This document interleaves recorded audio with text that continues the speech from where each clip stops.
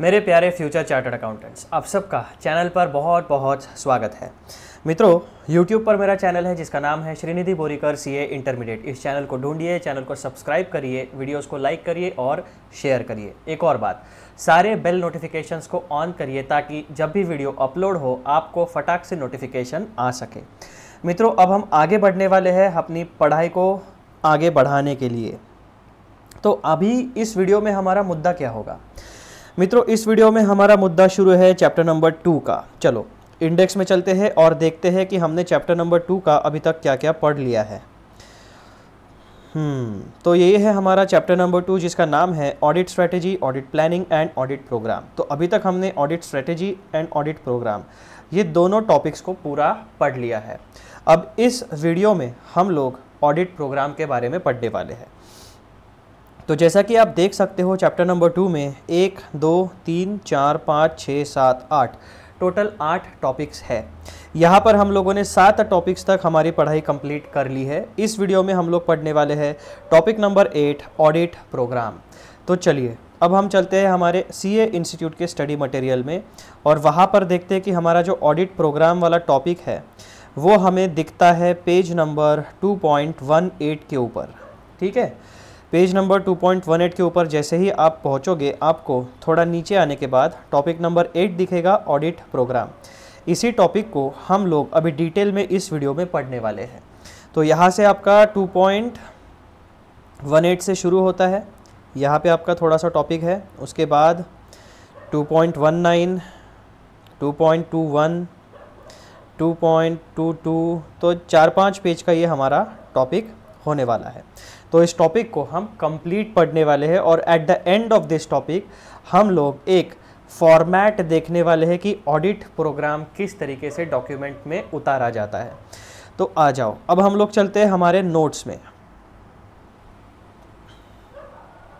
सबसे पहले हम लोग आते हैं हमारे प्यारे इंडेक्स में, जहाँ पे हमें अपने टॉपिक का रोड मैप मिलेगा। रोड मैप हमारे लिए बहुत ज़रूरी होता है क्योंकि ये हमारे दिमाग में एक मेमोरी तैयार करेगा कि हमें टॉपिक नंबर 8 में कौन से मुख्य मुद्दों के बारे में जानकारी हासिल करनी है ताकि हम एग्ज़ाम में इस पर आंसर अच्छे तरीके से लिख सके। तो मित्रों, ऑडिट प्रोग्राम में हमें कुल मिलाकर 1, 2, 3, 4, 5 और 6, 7, 8 टोटल 8 टॉपिक्स के बारे में पढ़ना है। पहला टॉपिक है हमारा meaning and significance of audit program. यानी जो ऑडिट प्रोग्राम है एक बेसिकली डॉक्यूमेंट होता है जिसमें सारे स्टेप्स एंड प्रोसीजर्स को मेंशन किया जाता है कि हमें ऑडिट करते समय किन स्टेप्स को फॉलो करना है और कौन सी ऑडिट प्रोसीजर्स को इम्प्लीमेंट, एग्जीक्यूट एंड अप्लाई करना है। तो उसे कहा जाता है ऑडिट प्रोग्राम। तो ऑडिट के दौरान हमें ये डॉक्यूमेंटेड गाइडेंस यानी लिखित गाइडेंस की रोड मैप की ज़रूरत क्यों पड़ती है, उसका मीनिंग क्या होता है और उसका सिग्निफिकेंस यानी इम्पोर्टेंस क्या होता है। यानी हमारे ऑडिट की दुनिया में जो ऑडिट प्रोग्राम नाम का एक डॉक्यूमेंट होता है जिसका यूज़ करके हम अपने ऑडिट के टास्क को इम्प्लीमेंट करते हैं, एग्जीक्यूट करते हैं, उसका मीनिंग क्या है और उसका सिग्निफिकेंस क्या है। ये दो बातें हम पहले टॉपिक में पढ़ेंगे। दूसरे टॉपिक में हमें पढ़ना है evolving one audit program not practicable for all businesses. जब हम इकोनॉमी की बात करते हैं तो इकोनॉमी में बहुत सारे अलग अलग सेक्टर्स होते हैं। Manufacturing sector, services sector, agricultural sector, technological sector, research and development, ऐसे हर तरह के बहुत अलग अलग तरह के बिजनेसेस होते हैं। तो बिजनेसेस जिस तरह के होंगे, जिस नेचर के बिजनेस होंगे, उनके ट्रांजैक्शन भी उसी तरह के होने वाले हैं। तो इनका क्या कहना है कि ये जो ऑडिट प्रोग्राम है, ये एक ऑडिट प्रोग्राम आप डिफरेंट इंडस्ट्री में या डिफरेंट बिजनेसेस में अप्लाई नहीं कर सकते। स्पेसिफिक बिजनेस सिनेरियो के हिसाब से आपको अपना ऑडिट प्रोग्राम हर बार बिजनेस के हिसाब से डेवलप करना पड़ेगा। पॉइंट नंबर 3 में हमें क्या पढ़ना है? The assistant to keep an open mind. यानी जो ऑडिट टीम होती है उसमें होता है एक मेन एंगेजमेंट पार्टनर, उसके बाद qualified chartered accountants, semi qualified chartered accountants यानी सेमी क्वालिफाइड यानी जो CA इंटरमीडिएट या फाइनल पास हो चुके हैं लेकिन कंप्लीट चार्टर्ड अकाउंटेंट अभी तक नहीं बने, एक ग्रुप पास हो गया है या कुछ पेपर एग्जेम्प्ट हो गए हैं, इस तरह के लोग। उसके बाद होते हैं ऑडिट असिस्टेंट यानी जो हमारे इंटर्न्स होते हैं प्लस जिन्होंने CA ड्रॉप आउट कर दिया है लेकिन वो ऑडिट के काम करते हैं, ऐसे लोगों को कहा जाता है ऑडिट असिस्टेंट। तो the assistant to keep an open mind, that means जो हमारा मेन एंगेजमेंट पार्टनर है उसके लिए सारे टीम मेंबर्स उसके ऑडिट असिस्टेंट हुए। तो जब भी आप ऑडिट का काम करने के लिए जाओगे तो आप अपने माइंड को फ्लेक्सिबल रखोगे, रिजिडिटी नहीं रखोगे। क्यों? क्योंकि ऑडिट करते समय आपके सामने नई नई सिचुएशंस इवॉल्व होगी। तो जो ऑडिट प्रोग्राम आपको शुरुआत में दिया गया है, हो सकता है कि नए सिचुएशंस, नए सिनेरियोज की वजह से इस ऑडिट प्रोग्राम में चेंज करना पड़े। तो इस चेंज के लिए जो ऑडिट का असिस्टेंट होता है उसका माइंड ओपन होना चाहिए, ठीक है। उसके बाद पॉइंट नंबर 4 में हम पढ़ने वाले हैं periodic review of the audit program. यानी ऑडिट जब तक हमारा शुरू है तो उसका पीरियोडिक रिव्यू करना पड़ेगा। यानी जैसे जैसे सिनेरियो बदलते जाएंगे हमारा ऑडिट प्रोग्राम भी उस हिसाब से आगे चलते जाएगा। तो हमने ऑडिट के शुरुआत में जो ऑडिट प्रोग्राम क्रिएट किया है हम उसका ओवरव्यू करते रहेंगे, रिव्यू करते रहेंगे, ताकि हम ये जान सके कि जो ऑडिट प्रोग्राम हमने शुरुआत में बनाया था वो रिलेवेंट है और उसकी वजह से हमें जो आउटपुट चाहिए वो मिलते जा रहे हैं। पॉइंट नंबर 5 में हम पढ़ेंगे कंस्ट्रक्टिंग एन ऑडिट प्रोग्राम। यानी ये जो ऑडिट प्रोग्राम है इसे बनाया कैसे जाता है, डॉक्यूमेंट कैसे किया जाता है, कौन से मुद्दे उसमें इंक्लूड करने पड़ते हैं। पॉइंट नंबर 6 में हम पढ़ेंगे audit program designed to provide audit evidence. Audit program बनाने का मुख्य मुद्दा क्या होता है? कुछ प्रोसीजर्स हम अप्लाई करने वाले हैं। जो प्रोसीजर्स हम अप्लाई करते हैं, जो टास्क हम परफॉर्म करते हैं ऑडिट में, उसका मेन मुख्य ऑब्जेक्टिव होता है ऑडिट एविडेंस को गैदर करना। ऑडिट एविडेंस किससे रिलेटेड होगा? जो भी इंफॉर्मेशन फाइनेंशियल स्टेटमेंट्स में समराइज की गई है उन सारे अमाउंट्स से रिलेटेड ऑडिट एविडेंस हमें चाहिए होगा, ताकि हम इस ऑडिट एविडेंस के सफिशिएंसी एंड एप्रोप्रिएटनेस के ऊपर अपना ऑडिट ओपिनियन फॉर्म कर सके। Point number 6 advantages and disadvantages of an audit program. जो ऑडिट प्रोग्राम हमने बनाया है उसके कुछ एडवांटेजेस होते हैं और कुछ डिसएडवांटेजेस होते हैं। दोनों एक सिक्के के दोनों पहलू हमें पता होने चाहिए। फिर point number 8 extract of sample audit programme pertaining to sales of an entity. यानी पूरे फाइनेंशियल स्टेटमेंट में एक एलिमेंट होता है जो है सेल, जो हमारा इनकम होता है यानी एंटिटी का इनकम होता है। उस सेल का ऑडिट करने के लिए हम किस तरीके का ऑडिट प्रोग्राम रेडी करेंगे उसका एक छोटा सा सैंपल, एक एक्सट्रैक्ट हम पॉइंट नंबर 8 में देखने वाले हैं। तो मित्रों इस तरीके से कुल मिलाकर इन 8 मुद्दों में हमें ऑडिट प्रोग्राम की पढ़ाई करनी है। तो अब हम चलते हैं हमारे डिटेल्ड स्टडी में। बहुत ध्यान से आप लोगों को ये सारी चीज़ें समझनी है ताकि लॉन्ग टर्म तक एग्ज़ाम होने तक हमें ऑडिट प्रोग्राम का जो टॉपिक है वो हमारे दिमाग में कम्प्लीटली रिटेन रहे। हमारा मेन मुद्दा यही है कि जो भी हम पढ़ते हैं वो सारी चीज़ें हमारे दिमाग में एकदम फ्रेश रहनी चाहिए। रिवीजन करते रहो, उसे बार बार पढ़ते रहो, ठीक है, तभी आपके दिमाग में सारे टॉपिक्स फ्रेश रहने वाले हैं। तो जैसा कि आप अपने स्क्रीन पर देख रहे हो हमारे notes, audit program point number 1 meaning and significance of audit program. तो ये जो मीनिंग एंड सिग्निफिकेंस है ये हमें पॉइंट नंबर 1, 2 और 3, इन 3 पॉइंट्स में हमें सब कुछ क्लैरिटी के साथ पता चल जाएगा। अब हम एकदम शांति से इसको पढ़ते हैं और इसको समझते हैं। It is desirable that in respect of each audit and more particularly for bigger audits, यानी हर ऑडिट में और पर्टिकुलरली जो बड़े ऑडिट के काम होते हैं उनमें an audit program should be drawn up। इसका मतलब क्या होता है? it is desirable, यानी ये आपका फ़ायदेमंद रहेगा। क्या फ़ायदेमंद रहेगा आपके लिए? जब भी आप कोई ऑडिट करते हो, स्पेशली यानी पर्टिकुलरली जब आप बड़े ऑर्गेनाइजेशन के ऑडिट करते हो, तब आपको एक ऑडिट प्रोग्राम बनाना बहुत ही डिज़ायरेबल यानी सूटेबल रहेगा, आपके फ़ायदे में रहेगा, ठीक है, आपके लिए फ़ायदा निर्माण करेगा।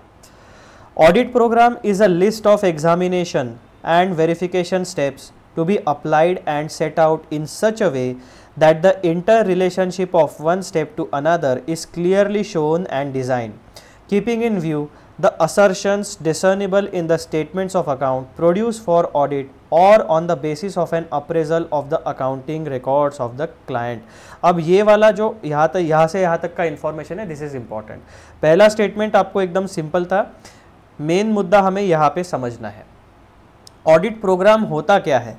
ऑडिट प्रोग्राम जो होता है वो एक प्रकार की लिस्ट होती है, उसमें क्या एग्जामिन करना है, किन चीज़ों का वेरिफिकेशन करना है, कौन से स्टेप्स अप्लाई करने हैं, ये सारी चीज़ें लिखी हुई होती है। और जब हम स्टेप्स की बात करते हैं, एग्जामिनेशन या वेरिफिकेशन स्टेप्स की बात करते हैं, लिस्ट की बात करते हैं, तो सारे स्टेप्स का एक दूसरे के साथ क्या रिलेशन है, यानी inter relationship of one step to another is clearly shown.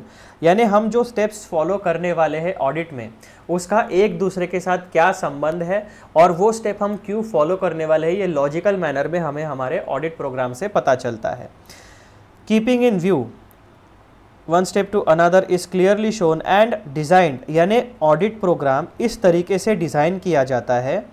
Keeping in view the assertions discernible, तो कुछ असर्शंस होते हैं, class of transactions, account balances और डिस्क्लोजर्स, तीन कैटेगरीज में मैनेजमेंट के कुछ असर्शंस होते हैं। यानी मैनेजमेंट में जो इन्फॉर्मेशन दी है, हम ये अज्यूम करते हैं कि वो सारी इन्फॉर्मेशन बिजनेस के फाइनेंशियल बिजनेस ट्रांजैक्शंस का true and fair nature depict करती है। उन्हें कहा जाता है इन जनरल भाषा असर्शंस। तो जो असर्शंस होते हैं which are discernible in the statements of account produced for audit or on the basis of an appraisal of accounting records of the client, यानी जो हमारा ऑडिट प्रोग्राम होता है वो दो चीज़ों के ऊपर बेस्ड होता है। पहला असर्शंस बाय मैनेजमेंट, यानी assertions relating to category of classes of transactions, account balances, and तीसरा होता है आपका डिस्क्लोजर्स। इन तीन चीज़ों पे हमारा असर्शन, इन तीन चीज़ों को मिला के हमारे असर्शंस बनते हैं, इसके ऊपर हमारा ऑडिट प्रोग्राम बेस्ड होगा। और दूसरा appraisal of accounting records of the client, यानी जो ऑडिटर होता है वो एक प्रिलिमिनरी स्टडी करता है, एक ड्यू डिलीजेंस कंडक्ट करता है रिगार्डिंग द एंटिटी। तो असर्शंस और ड्यू डिलीजेंस को मिला के हम अपना ऑडिट प्रोग्राम बनाते हैं।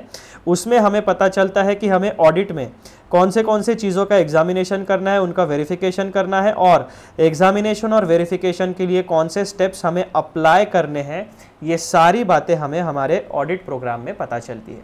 तो ये हो गया आपका meaning of audit program. Point number 2, an audit program consists of a series of verification procedures to be applied to the financial statements and accounts of a given entity for the purpose of obtaining sufficient and appropriate audit evidence to enable the auditor to express an informed opinion on financial statements। तो जो भी हमारा audit programme है जिसमें consist यानी जिसमें contain होते हैं सारे सीरीज ऑफ वेरिफिकेशन प्रोसीजर्स, ये सारी चीज़ें, यानी बेसिकली पूरा का पूरा ऑडिट प्रोग्राम इस तरीके से डिज़ाइन किया जाता है, इस तरीके से उसमें वेरिफिकेशन प्रोसीजर्स को इंक्लूड किया जाता है कि वो हमें sufficient and appropriate audit evidence को गैदर करने में मदद करती है। क्योंकि सफिशिएंट अप्रोप्रिएट ऑडिट एविडेंस के बेसिस के ऊपर ही ऑडिटर अपना ओपिनियन फॉर्म करने वाला है। तो यहाँ पे आपको उसका पर्पज़ यानी सिग्निफिकेंस ऑफ ऑडिट प्रोग्राम पता चल गया।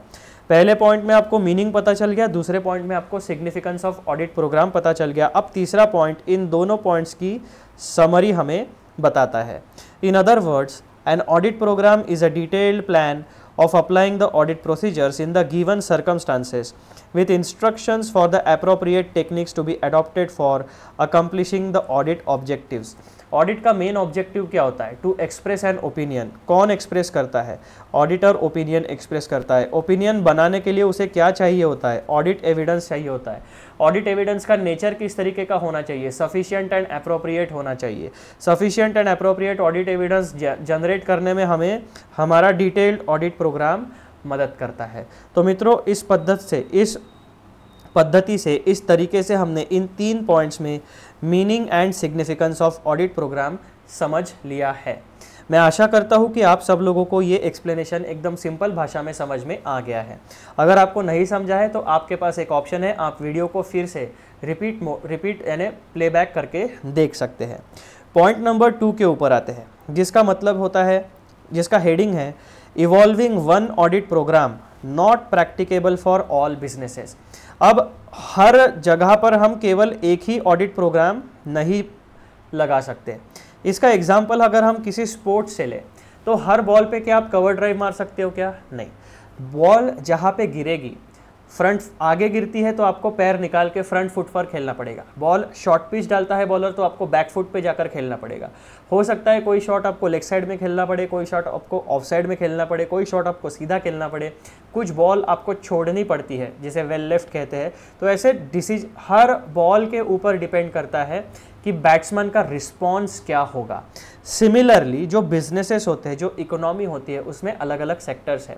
Agriculture industry, manufacturing industry, service industry, processing industry, उसके बाद में trading industry, technology, research and development, किस तरीके का आपका बिजनेस है। उसके बाद depending on the nature of business आपकी एंटिटी का लीगल फॉर्म क्या है, सोल प्रोप्राइटरशिप है, पार्टनरशिप फर्म है, कंपनी है, प्राइवेट लिमिटेड है, पब्लिक लिमिटेड है, लिस्टेड है, नॉन लिस्टेड है, गवर्नमेंट एजेंसी है, या फिर आपकी नॉन बैंकिंग फाइनेंशियल इंस्टीट्यूशन है, बैंकिंग इंस्टीट्यूशन है, या फिर आपका स्मॉल फाइनेंस बैंक है, इंश्योरेंस कंपनी है, कहाँ पे आपकी कंपनी या ऑर्गेनाइजेशन काम करती है, उस हिसाब से डिसाइड होगा कि आपके ट्रांजैक्शंस को कौन से इकोनॉमिक लॉज, कौन से फाइनेंशियल लॉज, कौन से रेगुलर रूल्स एंड रेगुलेशंस, कौन से एनवायरमेंटल लॉज फॉलो अप्लाई होंगे। उसके बेसिस के ऊपर आपको बिजनेसेस के बेसिस के ऊपर, उनके एनवायरनमेंट के ऊपर अपना ऑडिट प्रोग्राम बनाना पड़ेगा। और यही पॉइंट जो हम लोगों ने हिंदी में अभी डिस्कस किया, वही पॉइंट उन्होंने यहाँ पे हमें बताया है और उससे रिलेटेड हम एग्जाम्पल्स पढ़ने वाले हैं, ताकि हमें ये जो थियरी है ये properly real life practical example से समझ में आ जाए। तो मेरे प्यारे फ्यूचर चार्टर्ड अकाउंटेंट्स, एक बात अपने दिमाग में क्लियर रख लो, जिस तरीके का बिजनेस होगा उस तरीके से हमें पहले उसका ड्यू डिलीजेंस करना पड़ेगा, उसके असर्शंस यानी classes of transactions, account balances and disclosure, in 3 aspects को मिला के असर्शंस को चेकआउट करना पड़ेगा। असर्शंस के बाद हमें ड्यू डिलीजेंस यानी प्रिलिमिनरी स्टडी करना पड़ेगा एंटिटी के बारे में। उसके बाद हमें पता चलेगा कि फाइनेंशियल स्टेटमेंट्स किस तरीके के हैं, कौन सा एप्लीकेबल फाइनेंशियल रिपोर्टिंग फ्रेमवर्क है, कौन से अकाउंटिंग स्टैंडर्ड्स अप्लाई होते हैं, कौन से laws, rules and regulations apply होते हैं। उसके बाद हम अपना ऑडिट प्रोग्राम बनाएंगे। ठीक है, तो ये प्रिलिमिनरी प्रोसेस के बाद एक ऑडिट प्रोग्राम बनता है। ऑडिट प्रोग्राम बनने के बाद हम एक्चुअल ऑडिट का काम शुरू करते हैं। तो यहाँ पर हमें एक बात पता चल गई, डिफरेंट इंडस्ट्री होती है, different types of economic transactions होते हैं, ट्रांजैक्शंस का टाइमिंग अलग होता है, ट्रांजैक्शंस को कंडक्ट करने का तरीका अलग होता है। कुछ ट्रांजैक्शंस सिंपल होते हैं, कुछ ट्रांजैक्शंस कॉम्प्लेक्स होते हैं। तो depending on the type of transactions हमें अपना ऑडिट प्रोग्राम इवॉल्व करना पड़ेगा। और इसी रियलिस्टिक सिनेरियोस की वजह से, प्रैक्टिकल एक्सपीरियंस की वजह से हमें पता चला कि अगर हम एक ऑडिट प्रोग्राम हर एक इंडस्ट्री में, हर एक बिजनेसेस को अप्लाई करेंगे तो वो प्रैक्टिकल नहीं है, हमें बार बार ऑडिट प्रोग्राम में बदलाव करने पड़ेंगे। फिर पॉइंट नंबर 1 क्या कहता है, businesses vary in nature, size and composition, यानी इंडस्ट्री अलग हो सकती है, बिजनेस का नेचर अलग हो सकता है, ट्रांजैक्शंस को कंडक्ट करने का तरीका अलग हो सकता है। Businesses vary in nature, size and composition. Work which is suitable to one business may not be suitable to others. Efficiency and operation of internal controls and the exact nature of services to be rendered by the auditor are the other factors that vary from assignment to assignment. यानी हर audit assignment to assignment हमें अपना audit program evolve करते रहना पड़ेगा। On account of such variations, evolving one audit program applicable to all businesses under all circumstances is not practicable. तो practical difficulties है, कुछ practical complexities है, उसकी वजह से हम हर जगह पर एक ऑडिट प्रोग्राम अप्लाई नहीं कर सकते। However, it becomes a necessity to specify in detail in the audit program the nature of work to be done so that no time will be wasted on matters not pertinent to the engagement and any special matter or any specific situation can be taken care of. तो यहाँ पर हमने English और हिंदी दोनों, इस हिंदी में उसको समझ लिया और अंग्रेज़ी में एक बार उसको ढंग से पढ़ लिया। मेरी एक आपसे रिक्वेस्ट है कि आप लोग भी वीडियो पॉज करके इस पैराग्राफ को ढंग से पढ़िए, ताकि आपको जो मैंने हिंदी में एक्सप्लेनेशन दिया है वो अच्छे से समझ में आ जाएगा। अब ये जो स्टेटमेंट है, evolving one audit program not practicable for all businesses, इस स्टेटमेंट को जस्टिफाई करने के लिए हमने कुछ एग्जाम्पल्स को क्रिएट किया है आप लोगों के लिए। ये एग्जाम्पल्स आप लोगों के लिए बहुत बहुत इम्पॉर्टेंट है। तो इन एग्जाम्पल्स को पहले हम पढ़ते हैं और समझते हैं। तो जो हमारा पहला एग्जाम्पल है उसमें हम दो इंडस्ट्रीज़ को कंसिडर करते हैं। पहली इंडस्ट्री है हमारी रिटेल बिजनेस और दूसरा है हमारा मैन्युफैक्चरिंग बिजनेस। रिटेल में ट्रेडिंग होता है, यानी कुछ बनाना नहीं है, जो मैन्युफैक्चरर है उससे हम परचेज करते हैं होलसेल में और रिटेल कस्टमर्स को बेचते हैं। तो एक हो गया आपका रिटेल बिजनेस और दूसरा हो गया आपका मैन्युफैक्चरिंग बिजनेस। अब रिटेल बिजनेस का सिनेरियो देखो। A retail business primarily involves selling of goods directly to customers. Sale करने का तरीका यानी सेल के ट्रांजैक्शन को कंडक्ट करने का तरीका, नेचर किस तरीके का होता है? A retail business primarily involves selling goods directly to consumers. Customers नहीं, कंज्यूमर्स। कस्टमर्स और कंज्यूमर्स इन दो वर्ड्स का मीनिंग अलग अलग होता है। कंज्यूमर यानी जो खुद उस प्रोडक्ट या सर्विस को फाइनली कंज्यूम करेगा। कस्टमर यानी वो व्यक्ति या वो ऑर्गेनाइजेशन जो आपसे खरीद के किसी और को भी वो प्रोडक्ट या सर्विस बेच सकती है, ऑफर कर सकती है। कंज्यूमर यानी वो व्यक्ति आपसे खरीदी हुई प्रोडक्ट या सर्विस आगे नहीं बेचेगा, खुद कंज्यूम कर लेगा। तो कस्टमर और कंज्यूमर का फर्क आपको ऑडिट करते समय ध्यान में रखना है।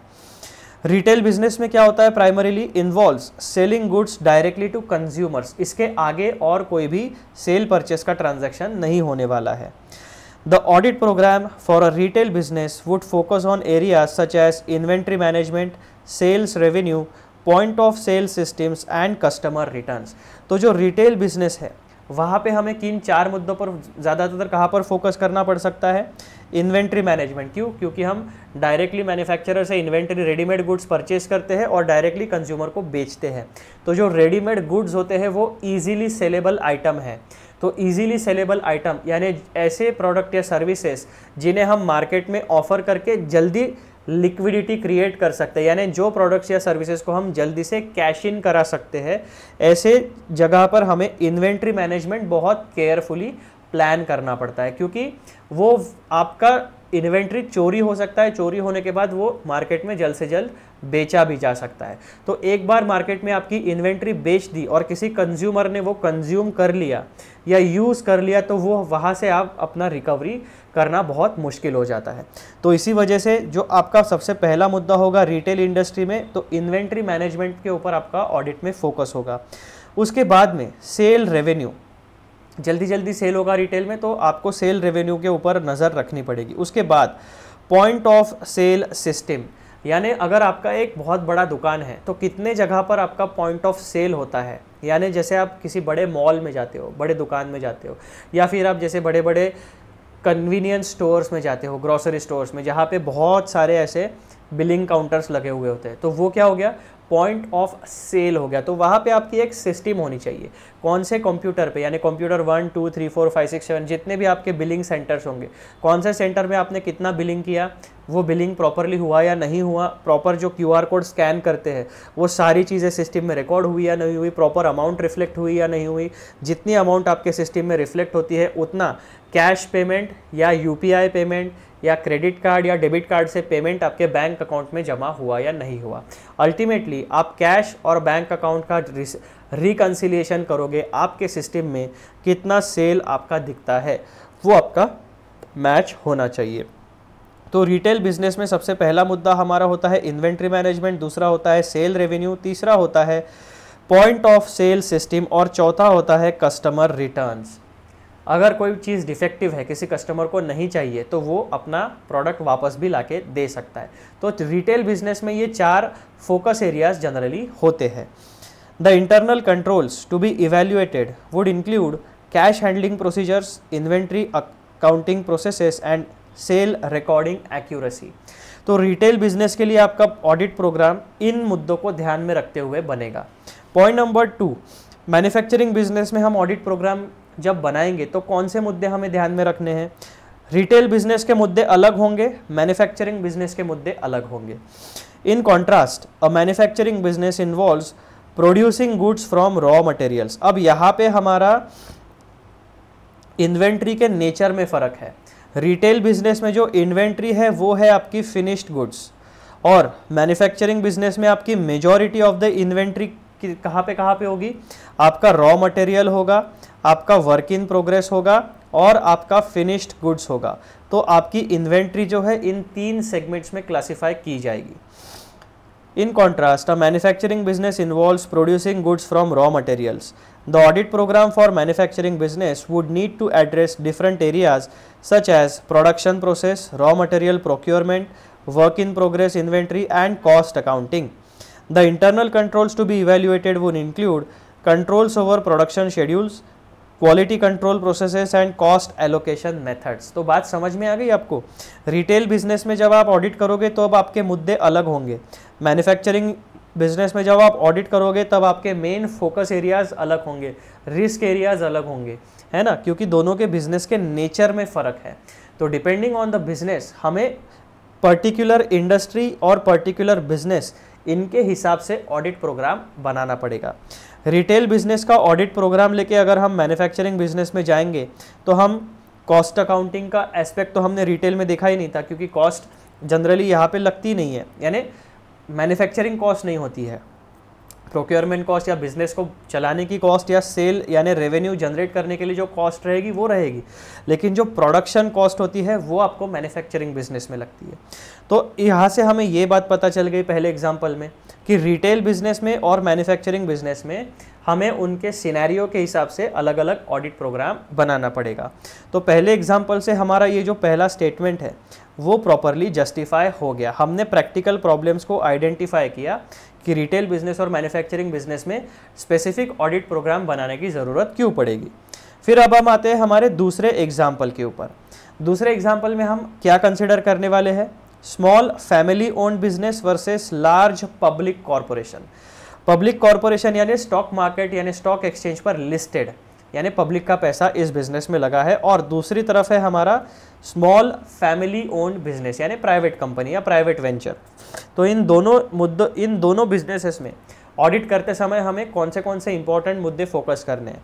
स्मॉल फैमिली ओन्ड बिजनेस और लार्ज पब्लिक कॉरपोरेशन, इन दोनों के मुद्दे अलग अलग होंगे, उस हिसाब से हमें अपना ऑडिट प्रोग्राम इवॉल्व करना पड़ेगा। ठीक है,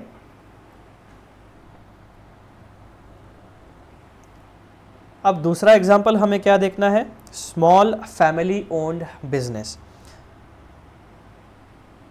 फैमिली ओन्ड बिजनेस में हमें क्या क्या चीज़ें, 4-5 चीज़ें ध्यान में रखनी होती है।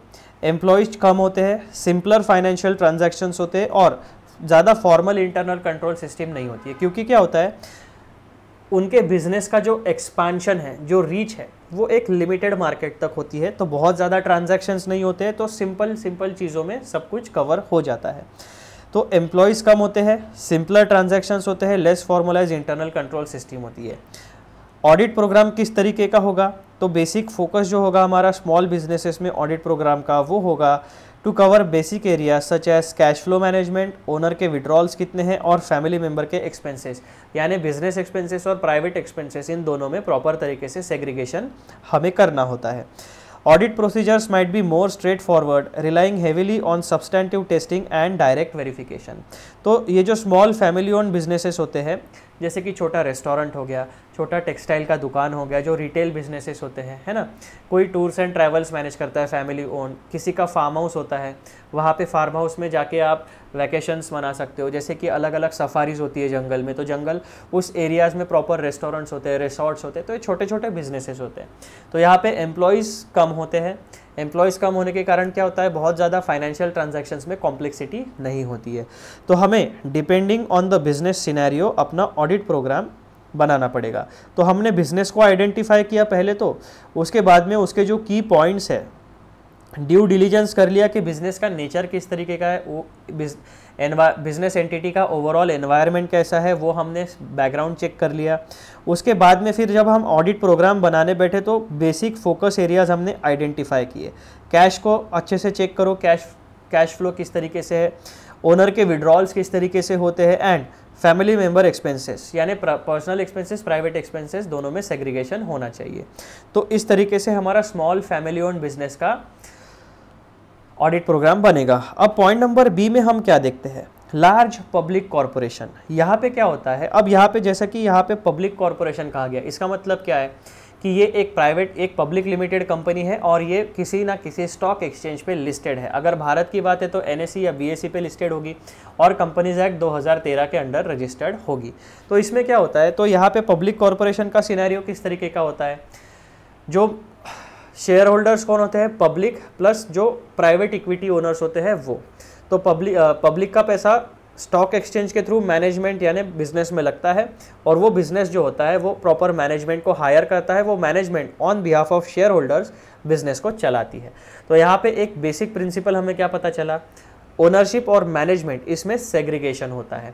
तो ऐसे केसेस में क्या होता है कि शेयर होल्डर्स का पैसा जो स्टॉक मार्केट के थ्रू किसी बिजनेस में इन्वेस्ट होता है, तो इन्वेस्टमेंट के कारण रेवेन्यू और एसेट, शॉर्ट टर्म और लॉन्ग टर्म दोनों तरीके के एसेट जनरेट होते हैं। तो इन दोनों रेवेन्यू को सेफगार्ड करने के लिए और एसेट्स को सेफगार्ड करने के लिए आपको इंटरनल कंट्रोल सिस्टम्स प्रॉपरली लगाना पड़ेगा। तो यहाँ पे सिनेरियो देखो लार्ज पब्लिक कॉरपोरेशन का किस तरीके का हो सकता है। On the other hand, a large public corporation operates with complex financial transactions. तो जितना बड़ा बिजनेस होगा, इंटरनेशनल बिजनेस होगा, मल्टीनेशनल बिजनेस होगा, तो आपके ट्रांजैक्शंस उतने कॉम्प्लेक्स हो जाएंगे। एक्सटेंसिव इंटरनल कंट्रोल सिस्टम, जो पहला मुद्दा मैंने आपको बताया, separation of ownership and management of business, and stringent regulatory compliance. तो हमने क्या किया? पहले तो बिजनेस आइडेंटिफाई किया, उसका नेचर किस तरीके का है। तो हमारे बिजनेस का नेचर है पब्लिक कॉरपोरेशन का। तो 3 मुख्य मुद्दे हमने आइडेंटिफाई किए। कॉम्प्लेक्स फाइनेंशियल ट्रांजैक्शंस होते हैं, इंटरनल कंट्रोल सिस्टम अच्छे से क्रिएट करनी पड़ती है। क्यों? क्योंकि रेवेन्यू, सेफगार्डिंग ऑफ एसेट्स, इन 2 चीज़ों को करना है। उसके बाद में तीसरा मुद्दा हमने आइडेंटिफाई किया कि पब्लिक सेक्टर के लिए जो कंप्लायंसेस होते हैं वो स्ट्रिंजेंट यानी स्ट्रिक्ट होते हैं। ये 3-4 मुद्दे हमने आइडेंटिफाई किए हमारे बैकग्राउंड स्टडी में। फिर क्या हुआ? The audit program for a large corporation would need to address areas like multi location operations. तो हमने बेसिक सिनेरियो पहले आइडेंटिफाई किया। अब ऑडिट प्रोग्राम किस तरीके से हम बनाते हैं, तो हम पहले तो आइडेंटिफाई करेंगे कि क्या इस बिजनेस के मल्टीपल लोकेशंस पे बिजनेस ऑपरेशंस है, रेगुलेटरी फाइलिंग्स कौन से एप्लीकेबल है, कॉम्प्लेक्स फाइनेंशियल इंस्ट्रूमेंट्स जैसे चेक होता है, डिमांड ड्राफ्ट होता है, डेबिट नोट होता है, क्रेडिट नोट होता है, तो अलग अलग तरीके के फाइनेंशियल इंस्ट्रूमेंट्स होते हैं। तो ये पर्टिकुलर बिजनेस कौन से तरीके के फाइनेंशियल इंस्ट्रूमेंट्स का इस्तेमाल करता है अपने बिजनेसेस में। And detailed internal control testing.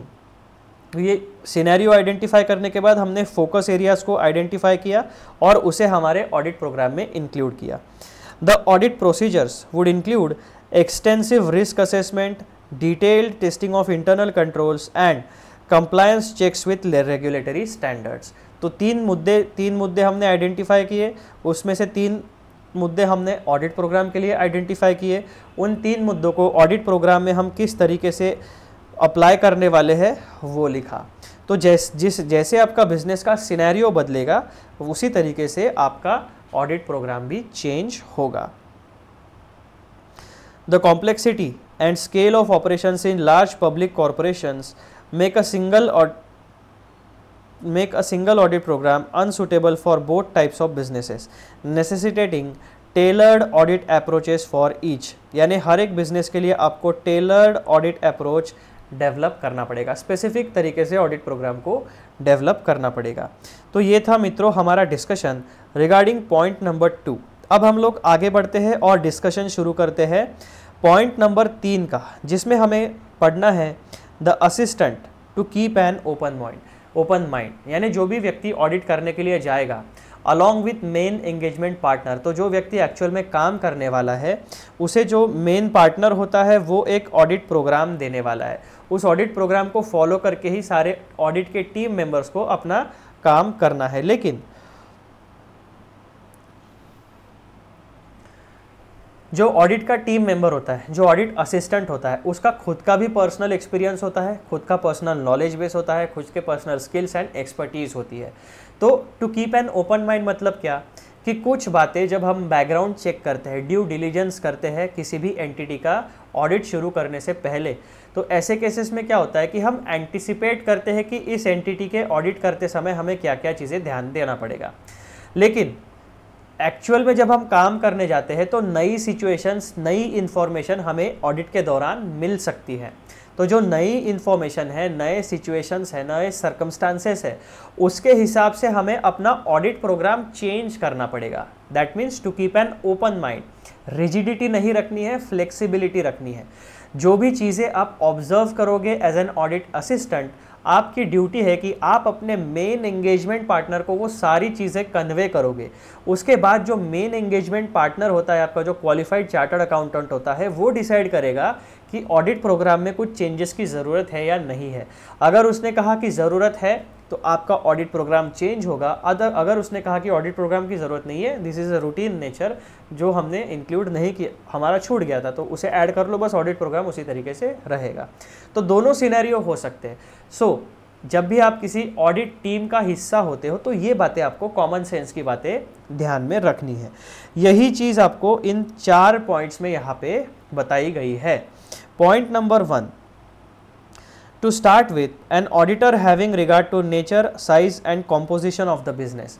जब भी आप किसी बिजनेस या ऑर्गेनाइजेशन का ऑडिट एक्सेप्ट करोगे या किसी एज अ टीम मेंबर किसी बिजनेस ऑर्गेनाइजेशन का ऑडिट करने जाओगे, तो 3 बातें हमेशा आपको ध्यान में रखना है। बिजनेस का नेचर कैसा है, बिजनेस का साइज कैसा है एंड बिजनेस का कंपोजिशन कैसा है।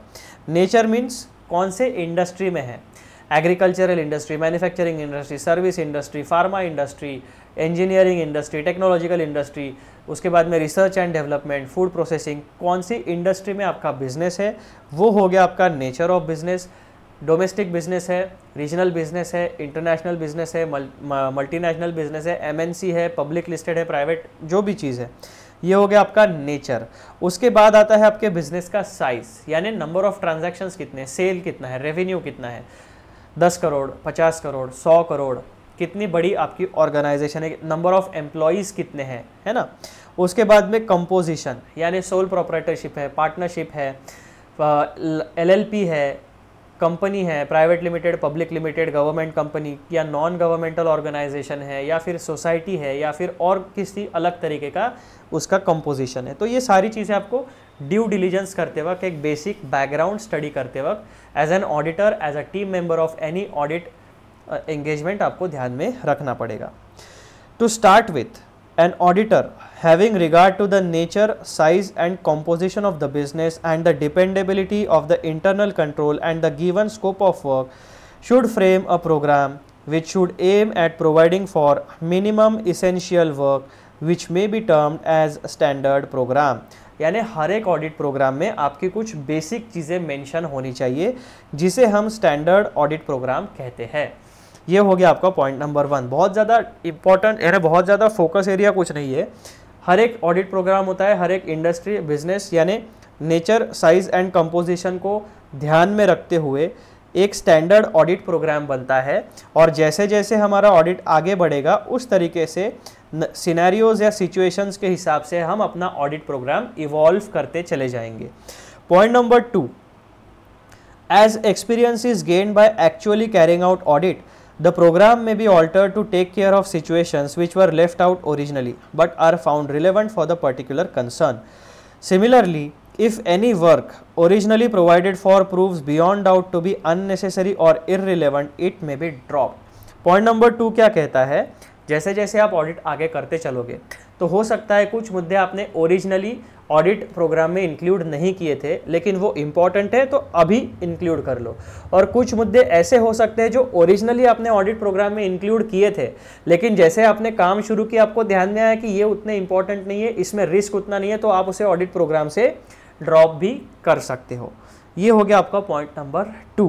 पॉइंट नंबर 3 क्या कहता है, the assistant engaged in the job should be encouraged to keep an open mind beyond the program given to him।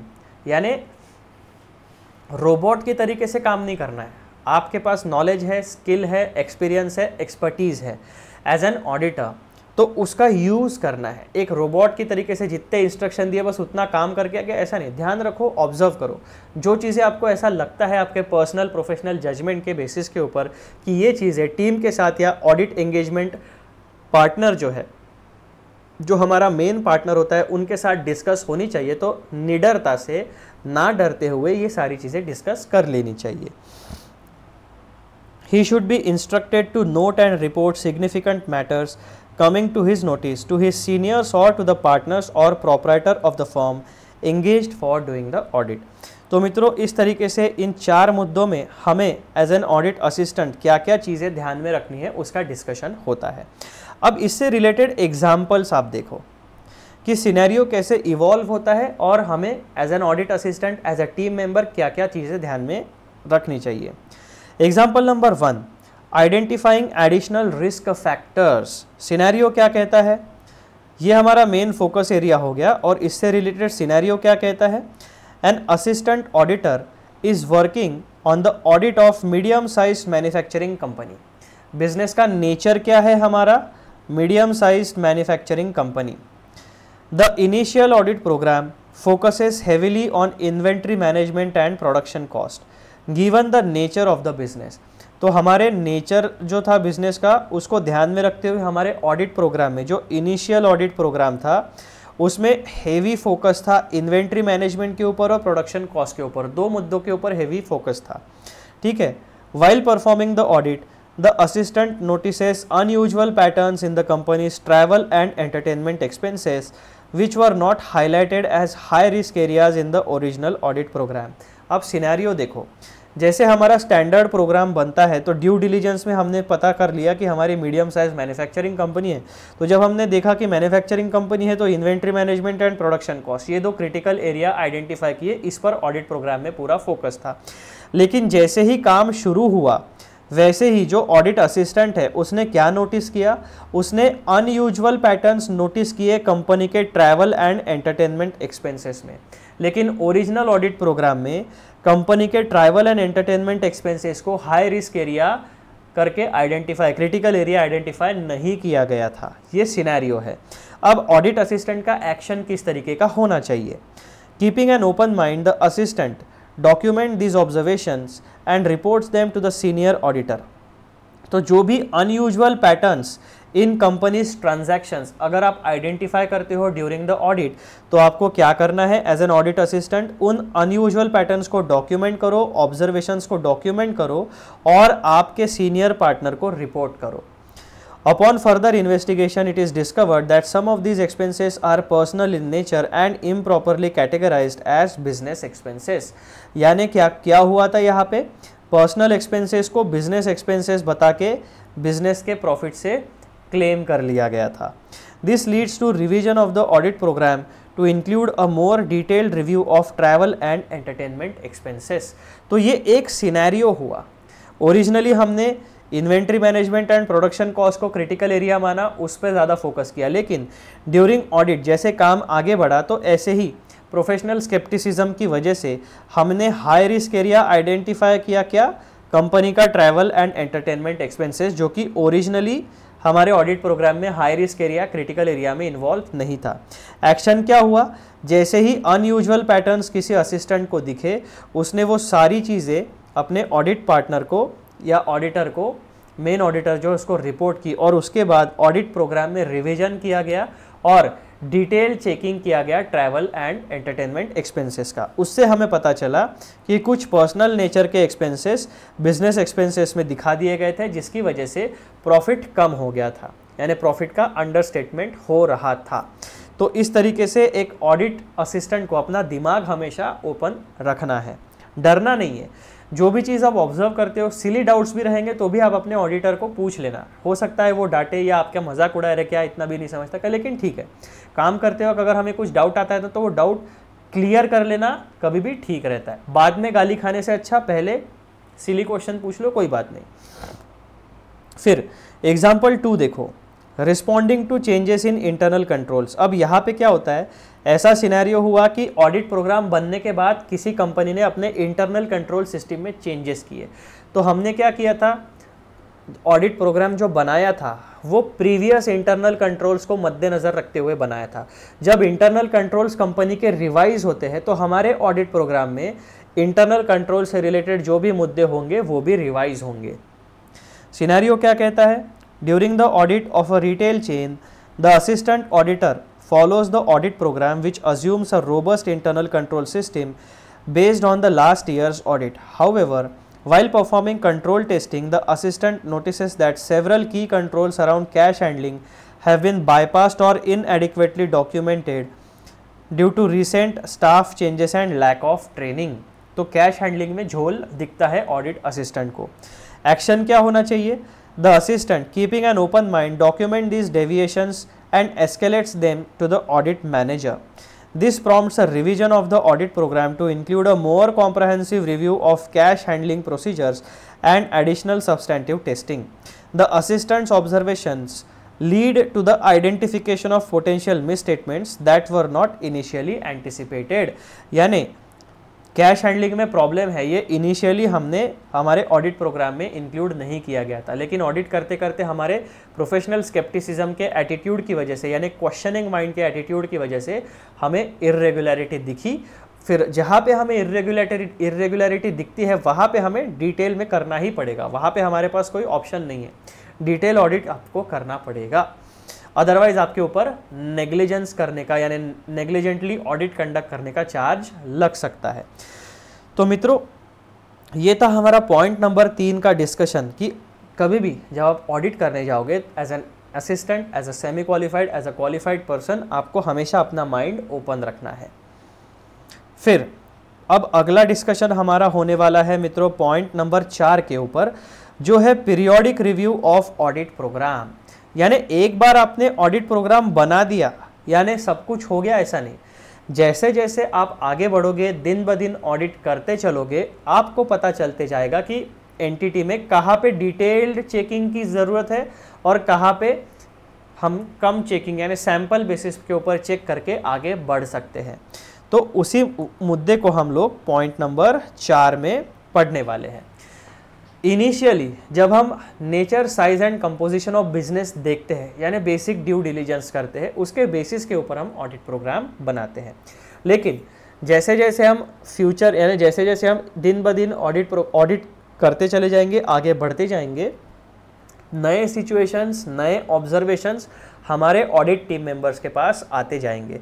उसके बेसिस के ऊपर हमें क्या करना है, जो हमने इनिशियल ऑडिट प्रोग्राम बनाया है, नए इन्फॉर्मेशन के बेसिस के ऊपर कहाँ पे ज़्यादा डिटेल में चेकिंग करना है, कहाँ पे कम चेकिंग किया तो भी चल जाएगा, इसको देख के हम अपने ऑडिट प्रोग्राम को रिव्यू करते रहेंगे और उसमें बदलाव करते रहेंगे.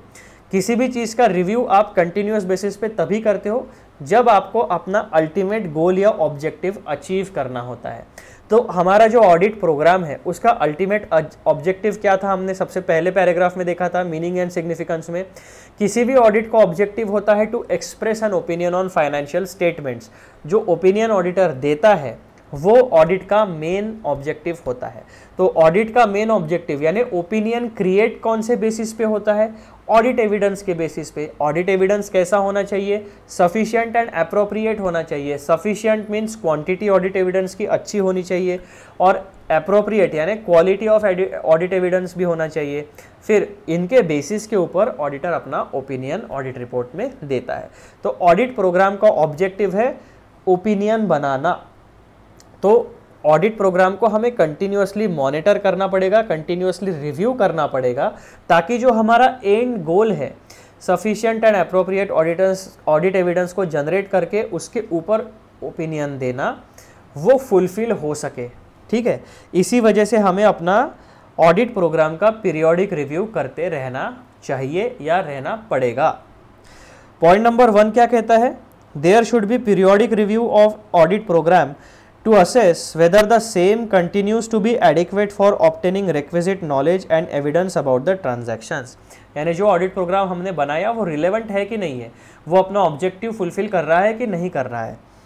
Unless this is done, any change in the business policy of the client may not be adequately known and consequently audit program may be carried on the basis of an obsolete program, and for this negligence the whole audit may be held as negligently conducted and the auditor may have to face legal consequences. तो उसके legal consequences भी होते हैं. आपका audit programme हमेशा relevant होना चाहिए, आपके ऑब्जेक्टिव्स को फुलफिल करने वाला होना चाहिए. ठीक है. पॉइंट नंबर 2 क्या कहता है, the utility of audit programme can be retained and enhanced only by keeping the programme as also the clients operations and internal controls under periodic review so that inadequacies or redundancies यानी कमियां और irrelevant चीज़ों को हम हटा सके. ठीक है. हमारे ऑडिट प्रोग्राम को हमें कंटिन्यूअसली रिव्यू क्यों करना है? पॉइंट नंबर 2 का मेन मुद्दा क्या है? ताकि जो भी इनएडिक्वेसीज है, जो भी कमियां हैं हमारी ऑडिट प्रोग्राम में, वो हम दूर कर सके, और जो भी रिडंडेंसीज है, जो भी बिना काम की चीज़ें हैं, जो इर्रिलेवेंट चीज़ें हैं, उसे हम रिमूव कर सके। However, as a basic feature, audit program not only lists the task to be carried out but also contains a few relevant instructions like the extent of checking, the sampling plan, etc. So, as long as the program is not officially changed by the principal, every assistant deputed on the job should unfailingly carry out the detailed work according to the instructions governing the work. अगर आपका main principal आपके audit program में कोई changes करता है तो आपको उन चेंजेस को फॉलो करना है, अदरवाइज जो मेन प्रोग्राम आपके प्रिंसिपल ऑडिटर ने आपको दिया है उसे रिलीजियसली आपको फॉलो करना है। Many persons believe that this brings an element of rigidity in the audit program. This is not true provided the periodic review is undertaken to keep the program as up to date. अब ये general बातें हो गई, ठीक है। यहाँ पे ये वाला आपको उतना ज़्यादा इंपॉर्टेंट स्टेटमेंट नहीं है। यहाँ पे आपको 2-3 मुद्दे ध्यान में रखने हैं, वो 2-3 मुद्दे मैंने आपको हाईलाइट करके बता दिए हैं। अब ये जो पीरियोडिक रिव्यू होता है उसके एग्जाम्पल्स आप देखिए। एग्जाम्पल में हमें क्या देखना है? Example number 1, adapting to changes in business policy. Scenario क्या कहता है हमारा? A software company undergoes a significant shift in its business model, moving from one time software sales to subscription based service model. यानी उनका revenue generation change होने वाला है। शुरुआत में उनका रेवेन्यू जनरेशन क्या था? वन टाइम सॉफ्टवेयर सेल, यानी सॉफ्टवेयर एक बार बेच दिया तो बस एक ही बार आपका रेवेन्यू जनरेट होने वाला था जब आप सेल करोगे।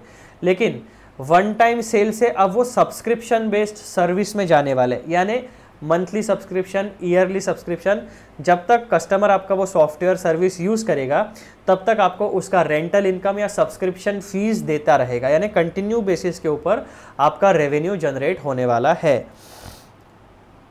तो ये एक बिजनेस पॉलिसी का चेंज है, ठीक है। रेवेन्यू किस तरीके से आप जनरेट करोगे उसमें बिजनेस पॉलिसी का चेंज हो गया, वो हमारा सिनेरियो है। This change impacts revenue recognition and other financial reporting areas. अब हमें क्या करना पड़ेगा? हमने जो ऑडिट प्रोग्राम बनाया था वो वन टाइम सेल के बेसिस के ऊपर बनाया था। अब हमें बिजनेस की पॉलिसी चेंज हुई है तो हमारा एक्शन भी लेना पड़ेगा और ऑडिट प्रोग्राम को भी उस हिसाब से चेंज करना पड़ेगा। The audit program is periodically reviewed and updated to reflect new business policy, यानी जो नई बिजनेस पॉलिसी है वन टाइम सेल से सब्सक्रिप्शन बेस्ड सर्विस मॉडल के ऊपर शिफ्ट होने की, वो हमारे ऑडिट प्रोग्राम में भी रिफ्लेक्ट होनी चाहिए। The updated audit program include detailed procedures for auditing subscription revenue, deferred revenue and customer contracts, ensuring that the audit remains relevant and effective. हमेशा ध्यान रखना है जो आपका ऑडिट प्रोग्राम है वो हमेशा रिलेवेंट एंड इफेक्टिव होना चाहिए ताकि आपके जो अल्टीमेट ऑब्जेक्टिव है ऑडिट का वो फुलफिल हो सके। This periodic review helps the audit team to stay informed about the company's new operations and adequately assess the associated risk. यानी जब भी बिजनेस पॉलिसी कोई चेंज होती है तो वो आपके मेन ऑडिट पार्टनर और ऑडिट टीम मेंबर्स तक सबको पता होनी चाहिए सिनेरियो क्या है और उसके ऊपर हमें एक्शन क्या लेना है, ये क्लियर कट हमारे ऑडिट प्रोग्राम में बताया जाना चाहिए। एग्जाम्पल नंबर 2 क्या हम देखते हैं पीरियोडिक रिव्यू क्यों होना चाहिए? Responding to changes in internal control system. Scenario क्या होता है? Internal control system. पहला सिनेरियो हमने क्या देखा? बिजनेस की पॉलिसी में चेंज हुआ। अब यहाँ पे इंटरनल कंट्रोल सिस्टम में चेंज हो रहा है तो सिनेरियो क्या कहता है? A retail company implements a new ERP system to enhance its internal controls and operational efficiency. The new system changes the way inventory is tracked and reported. तो inventory management पे changes हुए। क्यों? क्योंकि inventory management से internal control system आपने एक नया ERP system लगाया है जिसकी वजह से आपका इन्वेंट्री का ट्रैकिंग अलग तरीके से हो रहा है। तो अब ऑडिट प्रोग्राम यानी एक ऑडिटर को किस तरीके से एक्शन लेना चाहिए इसको एड्रेस करने के लिए, during the periodic review of audit program the audit team identifies the need to update the audit program to include testing of the new ERP systems, controls and data integrity. तो नए system में आपको दो बातें check करनी पड़ेगी। एक, ERP systems controls and data integrity. This update ensures that the audit program addresses the current internal control environment and removes any redundancies related to the old system. यानी पुराने सिस्टम की वजह से जो हमारे ऑडिट प्रोग्राम में कोई अगर इररिलेवेंट चीज़ें हैं तो हम उसे रिमूव कर देंगे. By doing so, the auditors can effectively assess the new controls and avoid negligence.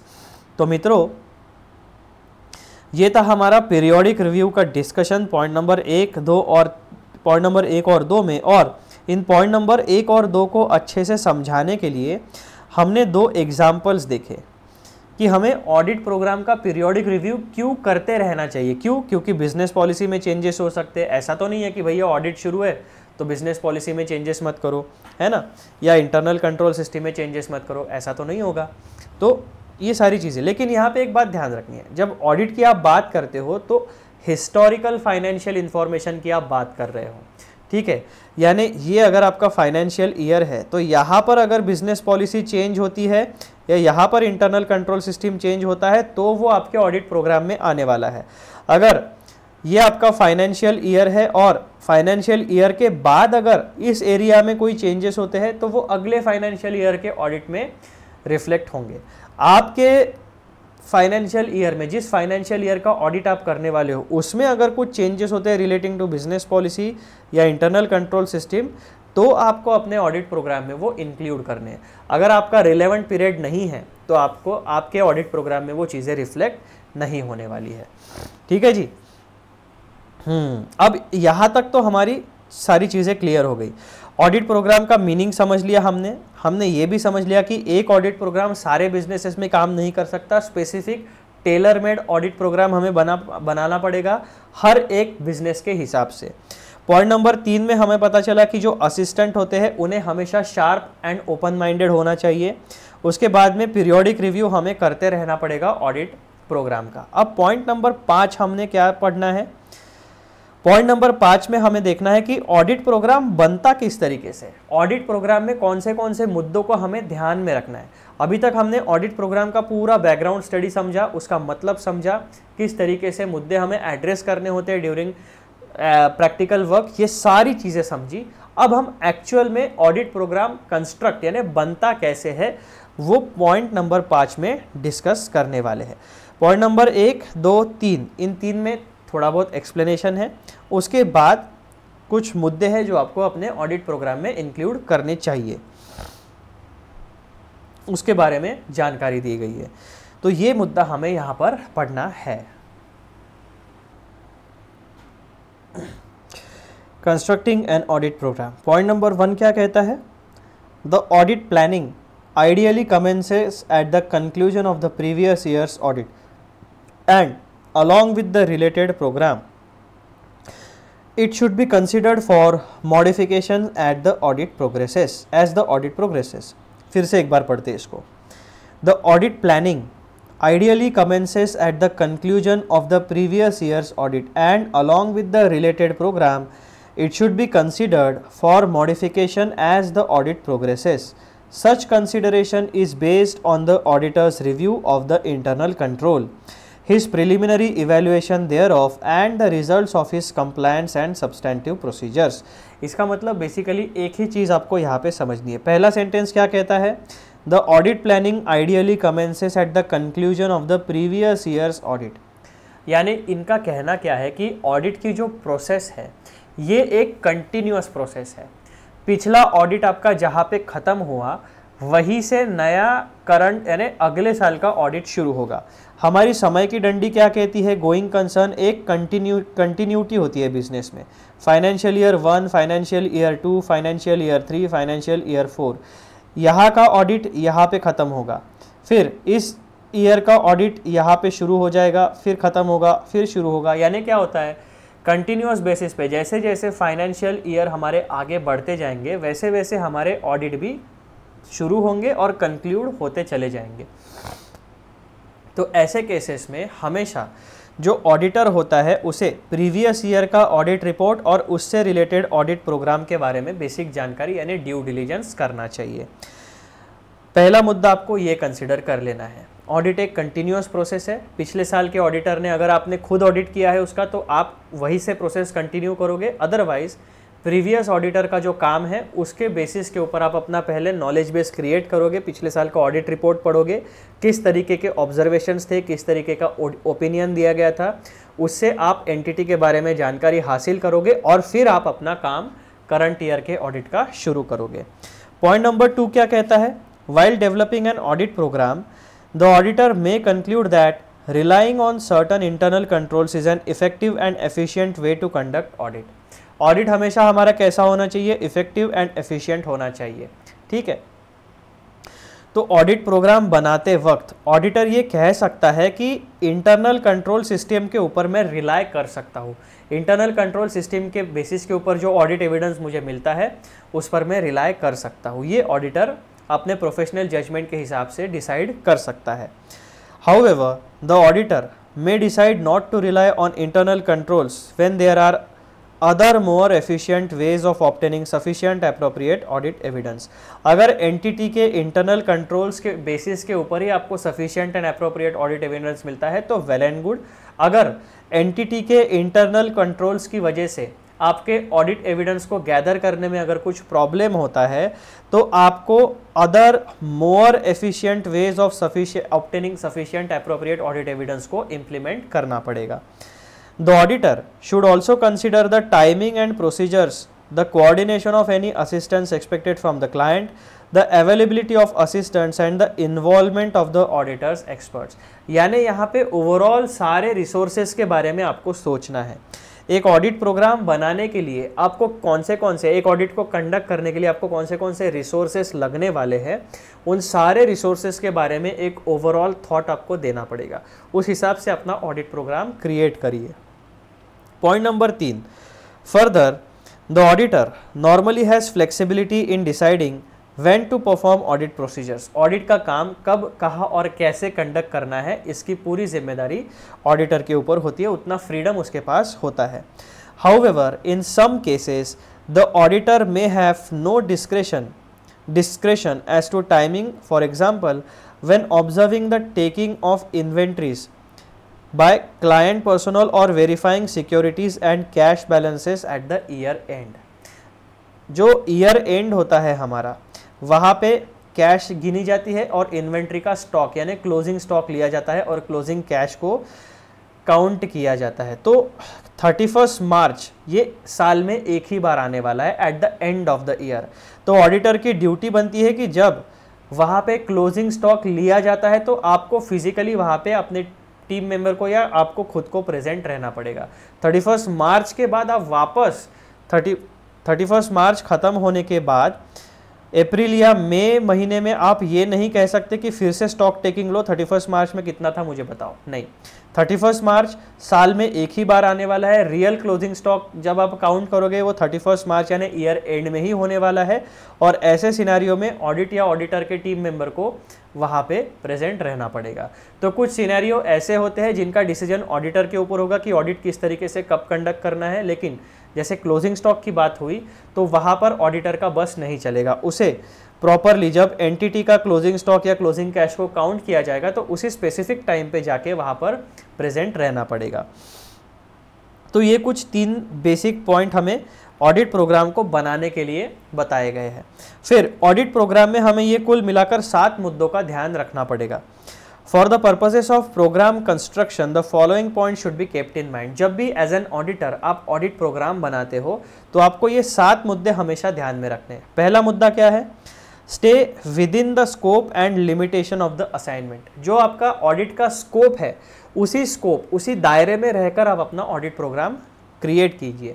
Unnecessarily बहुत ज़्यादा डिटेल में मत जाइए। ऑडिट का काम है तो ऑडिट के हिसाब से ही करिए, इन्वेस्टिगेशन मत बनाइए उसको, है ना, या एश्योरेंस मत या कोई अलग एंगेजमेंट के तरीके। जो आपका ऑडिट का काम है उसी के ऊपर फोकस रखिए, उसी के हिसाब से ऑडिट प्रोग्राम बनाइए। ऑडिट को इन्वेस्टिगेशन में तब्दील मत करिए।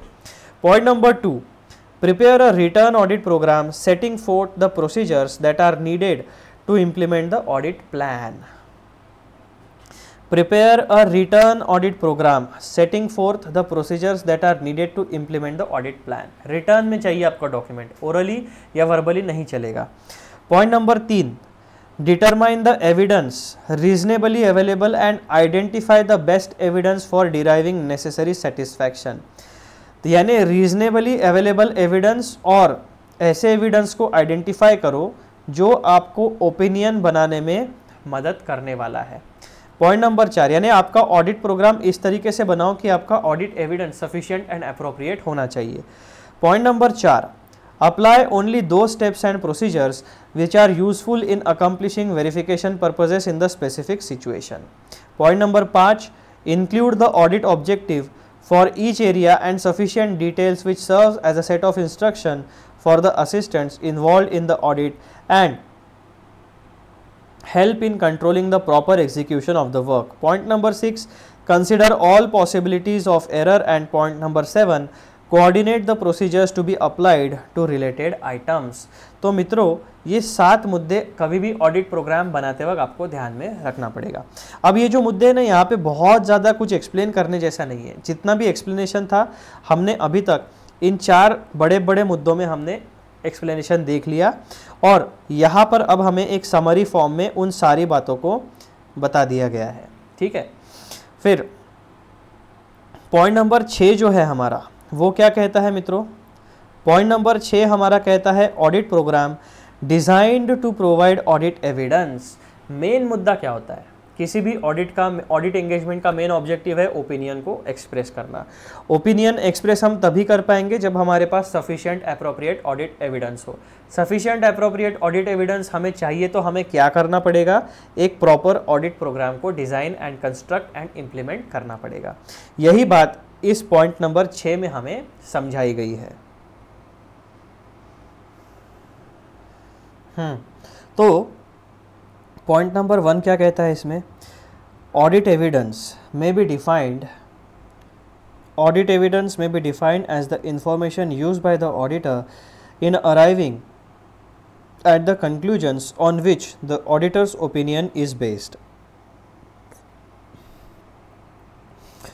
Audit evidence may be defined as the information used by the auditor in arriving at the conclusions on which the auditor's opinion is based. Audit evidence includes both information contained in the accounting records underlying the financial statements and other information. Audit evidence में क्या क्या चीज़ें include की जाती है? उसमें 2 बातें include होती है। पहला, information content in the accounting records underlying the financial statements and other information, यानी schedules, notes to accounts, disclosures, ये सारी बातें। तो ऑडिट एविडेंस को डिफाइन किस तरीके से किया जाता है? It is an information used by the auditor, यानी हमारे जो ऑडिटर साहब होते हैं वो ऑडिट एविडेंस नाम की जो इन्फॉर्मेशन होती है उसका यूज़ करते हैं अपना ऑडिट ओपिनियन बनाने के लिए। तो ये पहला मुद्दा हमारा क्लियर हो गया। पॉइंट नंबर 2 क्या कहता है? Evidence is the very basis for formulation of audit opinion and an audit program is designed to provide for that by prescribing procedures and techniques. Evidence क्या होता है? Evidence is the very basis, that means the foundation of opinion. Audit program क्या होता है? Audit program इस तरीके से design किया जाता है ताकि हमें प्रोसीजर्स और टेक्निक्स बता सके जो हमें ओपिनियन बनाने के लिए proper, sufficient and appropriate audit evidence को गैदर करने में मदद करे। पॉइंट नंबर 2 में आगे क्या चीज़ें कही गई है? What is best evidence for testing the accuracy of any assertion is a matter of expert knowledge and experience.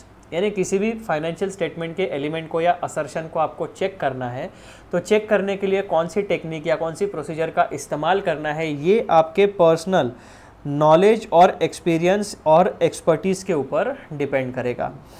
This is the primary task before the auditor when he draws up the audit program.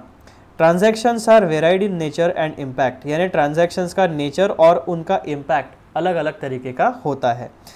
Procedures to be prescribed depend on prior knowledge of what evidence is reasonably available in respect of each transaction.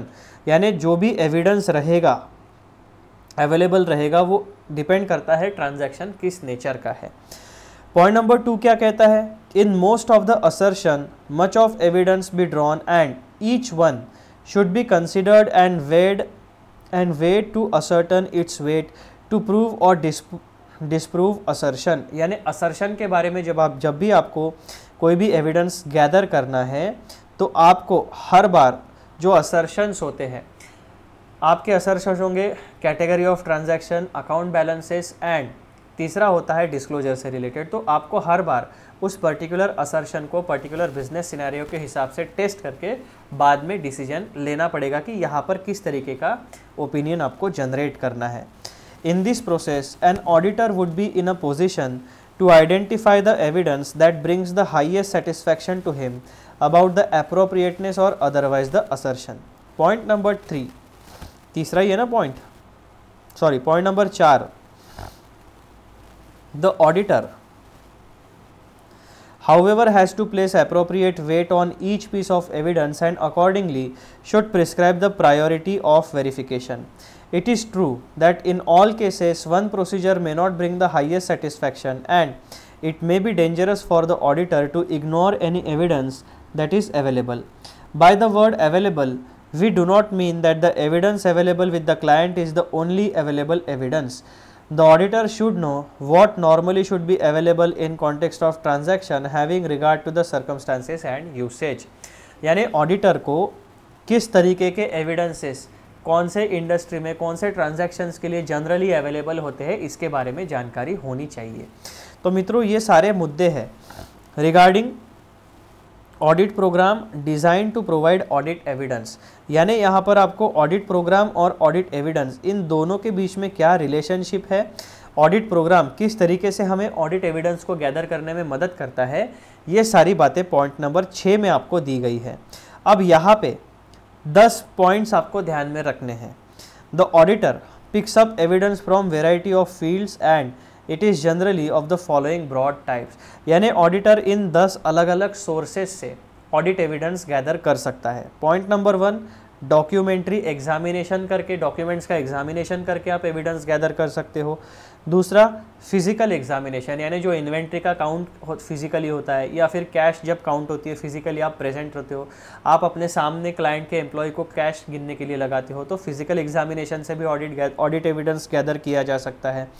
उसके बाद में statements and explanations of management officials and employees, यानी किसी भी entity में जो management होते हैं, जो ऑफिसर्स होते हैं, जो एम्प्लॉयज़ होते हैं, उन्होंने दिए हुए डॉक्यूमेंट्स है, उन्होंने दिया हुआ एक्सप्लेनेशन, इसमें से भी आपको ऑडिट एविडेंस मिल सकता है। Point number 4, statements and explanations of third parties, यानी ऑर्गेनाइजेशन के जो बाहर के लोग होते हैं, जो क्रेडिटर्स है, डेटर्स है, उनसे आप अकाउंट बैलेंसेस जो मंगवाते हो वो आपका एक्सटर्नल कन्फर्मेशन वाला ऑडिट एविडेंस होता है। Point number 5, arithmetical calculations bye the auditor, आप खुद टोटल करके देखते हो कि जो भी अकाउंट में बैलेंस दिख रहा है वो प्रॉपर है या नहीं, कहीं पर अरिथमेटिकल चूक तो नहीं हुई है, इस तरीके की बातें आपको खुद चेक करना पड़ेगा। Point number 6, state of internal controls and internal checks.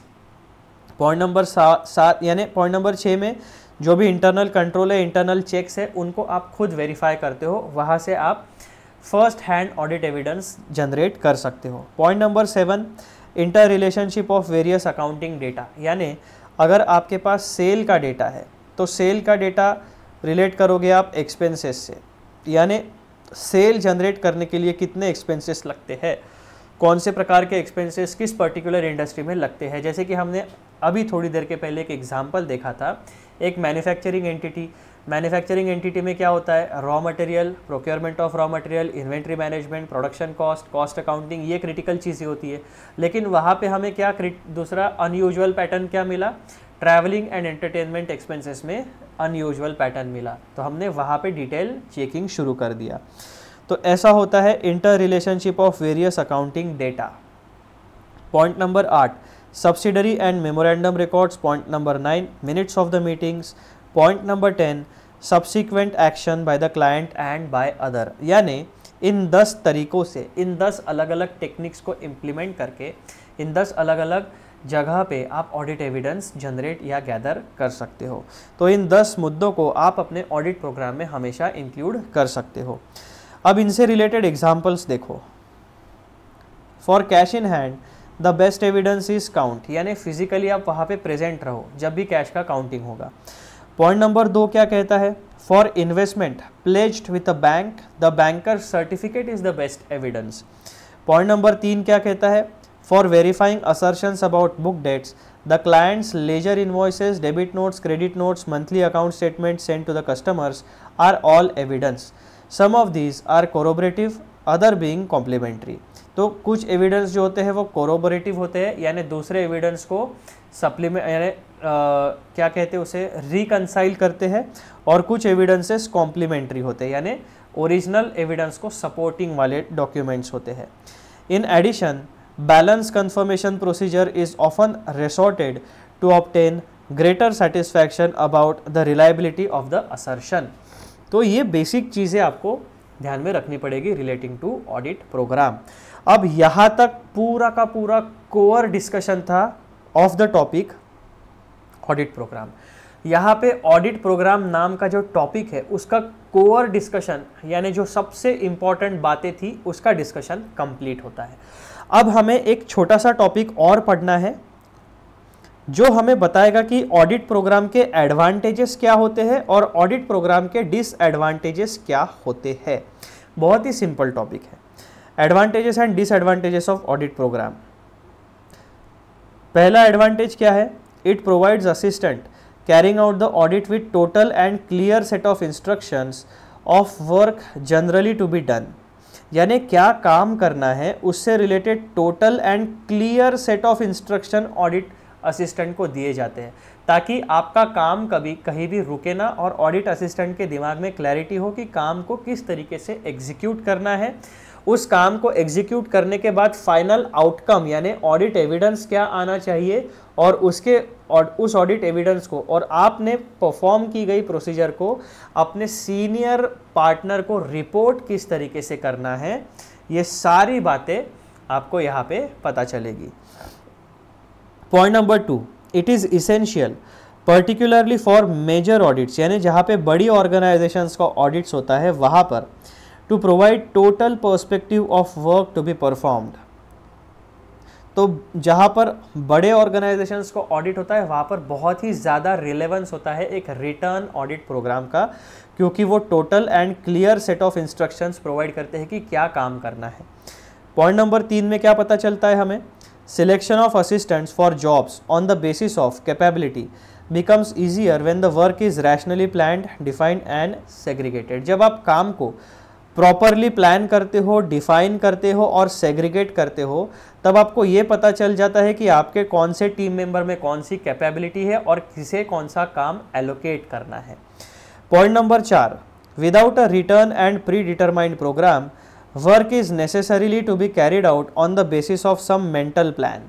दिमाग में, अब मेरे दिमाग में क्या पॉइंट क्लियर है, आपके दिमाग में क्या पॉइंट क्लियर है, हमारे और 10 टीम मेंबर्स है उनके दिमाग में कौन से पॉइंट्स है, सब अलग अलग दिशा में चलेंगे। इससे अच्छा भैया हमें एक रिटर्न प्लान चाहिए होगा। मेंटल प्लान के ऊपर हम ज़्यादा देर तक बड़े काम एग्जीक्यूट नहीं कर सकते, छोटे छोटे काम हम एग्जीक्यूट कर लेंगे। छोटे छोटे कामों में हर बार रिटर्न चीज़ें लिखित एग्रीमेंट की ज़रूरत नहीं होती, लेकिन जहाँ पे बड़े काम होते हैं, बहुत ज़्यादा कॉम्प्लेक्स ट्रांजैक्शंस होते हैं, वहाँ पे हमें रिटर्न डॉक्यूमेंटेशन की ज़रूरत होती है। In such a situation, there is always a danger of ignoring or overlooking certain books and records. Under a properly framed program, such danger is significantly less and the audit can proceed systematically. जहाँ पर भी आपका return programme होगा वहाँ पर आपका audit का काम एकदम सिस्टमैटिकली चलेगा। पॉइंट नंबर ई क्या कहता है, एडवांटेज, ये सारे एडवांटेजेस डिस्कस कर रहे हैं हम, ठीक है। The assistants by putting their signature on program accept the responsibility for the work carried out by them individually and if necessary the work done may be traced back to the assistant। यानी जो हमारा audit का partner होता है, जो main partners होते हैं, उन्हें ये पता होता है हम क्या करते हैं। हर एक हमारे जो टीम मेंबर होता है उसे एक रिटर्न ऑडिट प्रोग्राम देंगे, उसे पर्टिकुलर काम देंगे। यहाँ पे हमारा कहा गया भैया वो हाँ प्रॉपरली प्लान होगा, डिफाइन किया जाएगा क्या काम करना है और सेग्रीगेशन किया जाएगा। तो हर व्यक्ति को उसे क्या काम करना है उससे रिलेटेड ऑडिट प्रोग्राम हम दे देते हैं और उस भैया को या दीदी को हम बोलेंगे कि जब भी आप काम पूरा करोगे वहाँ पे आप अपना साइन करोगे कि ये ऑडिट प्रोग्राम का जो डॉक्यूमेंट है इसमें जितने भी स्टेप्स या प्रोसीजर्स बताई गई थी ये आपने परफॉर्म की है, इनसे रिलेटेड काम आपने किया है, तो इसकी अकाउंटेबिलिटी आपकी है। तो ऑडिट प्रोग्राम जो है वो हमें अकाउंटेबिलिटी सेट करने में भी मदद करता है। पॉइंट नंबर एफ में एडवांटेज क्या होता है हमारा? The principal can control the progress of various audits in hand by examination of audit programs initiated by the assistants deputed to the jobs for completed work। अब audit programme से हम अपने काम का ट्रैकिंग भी कर सकते हैं। जो चीज़ें कंप्लीट हो गई वो हमारे ऑडिट प्रोग्राम में हम टिक कर देंगे, उसके पैरामीटर्स नोट कर देंगे और वहाँ पे वो पर्टिकुलर असिस्टेंट साइन कर देगा कि ये स्टेप हमने फॉलो कर ली, कंप्लीट हो गई। पॉइंट नंबर जी क्या कहता है? It serves as a guide for audits to be carried out in succeeding year. अब ये जो रिटर्न ऑडिट प्रोग्राम हमने तैयार किया है ये हमारा ऑडिट वर्किंग पेपर में क्लासिफाई हो जाता है, कवर हो जाता है। तो अगले साल अगर हमारे टीम मेंबर बदल जाते हैं तो वो प्रीवियस ईयर के ऑडिट वर्किंग पेपर्स का ट्रेल, उसका पढ़ाई करके, उसका रिसर्च करके थोड़ा सा अपना नॉलेज बेस क्रिएट कर सकते हैं कि काम को किस तरीके से आगे लेके चलना है। पॉइंट नंबर एच क्या एडवांटेज हमें बताता है?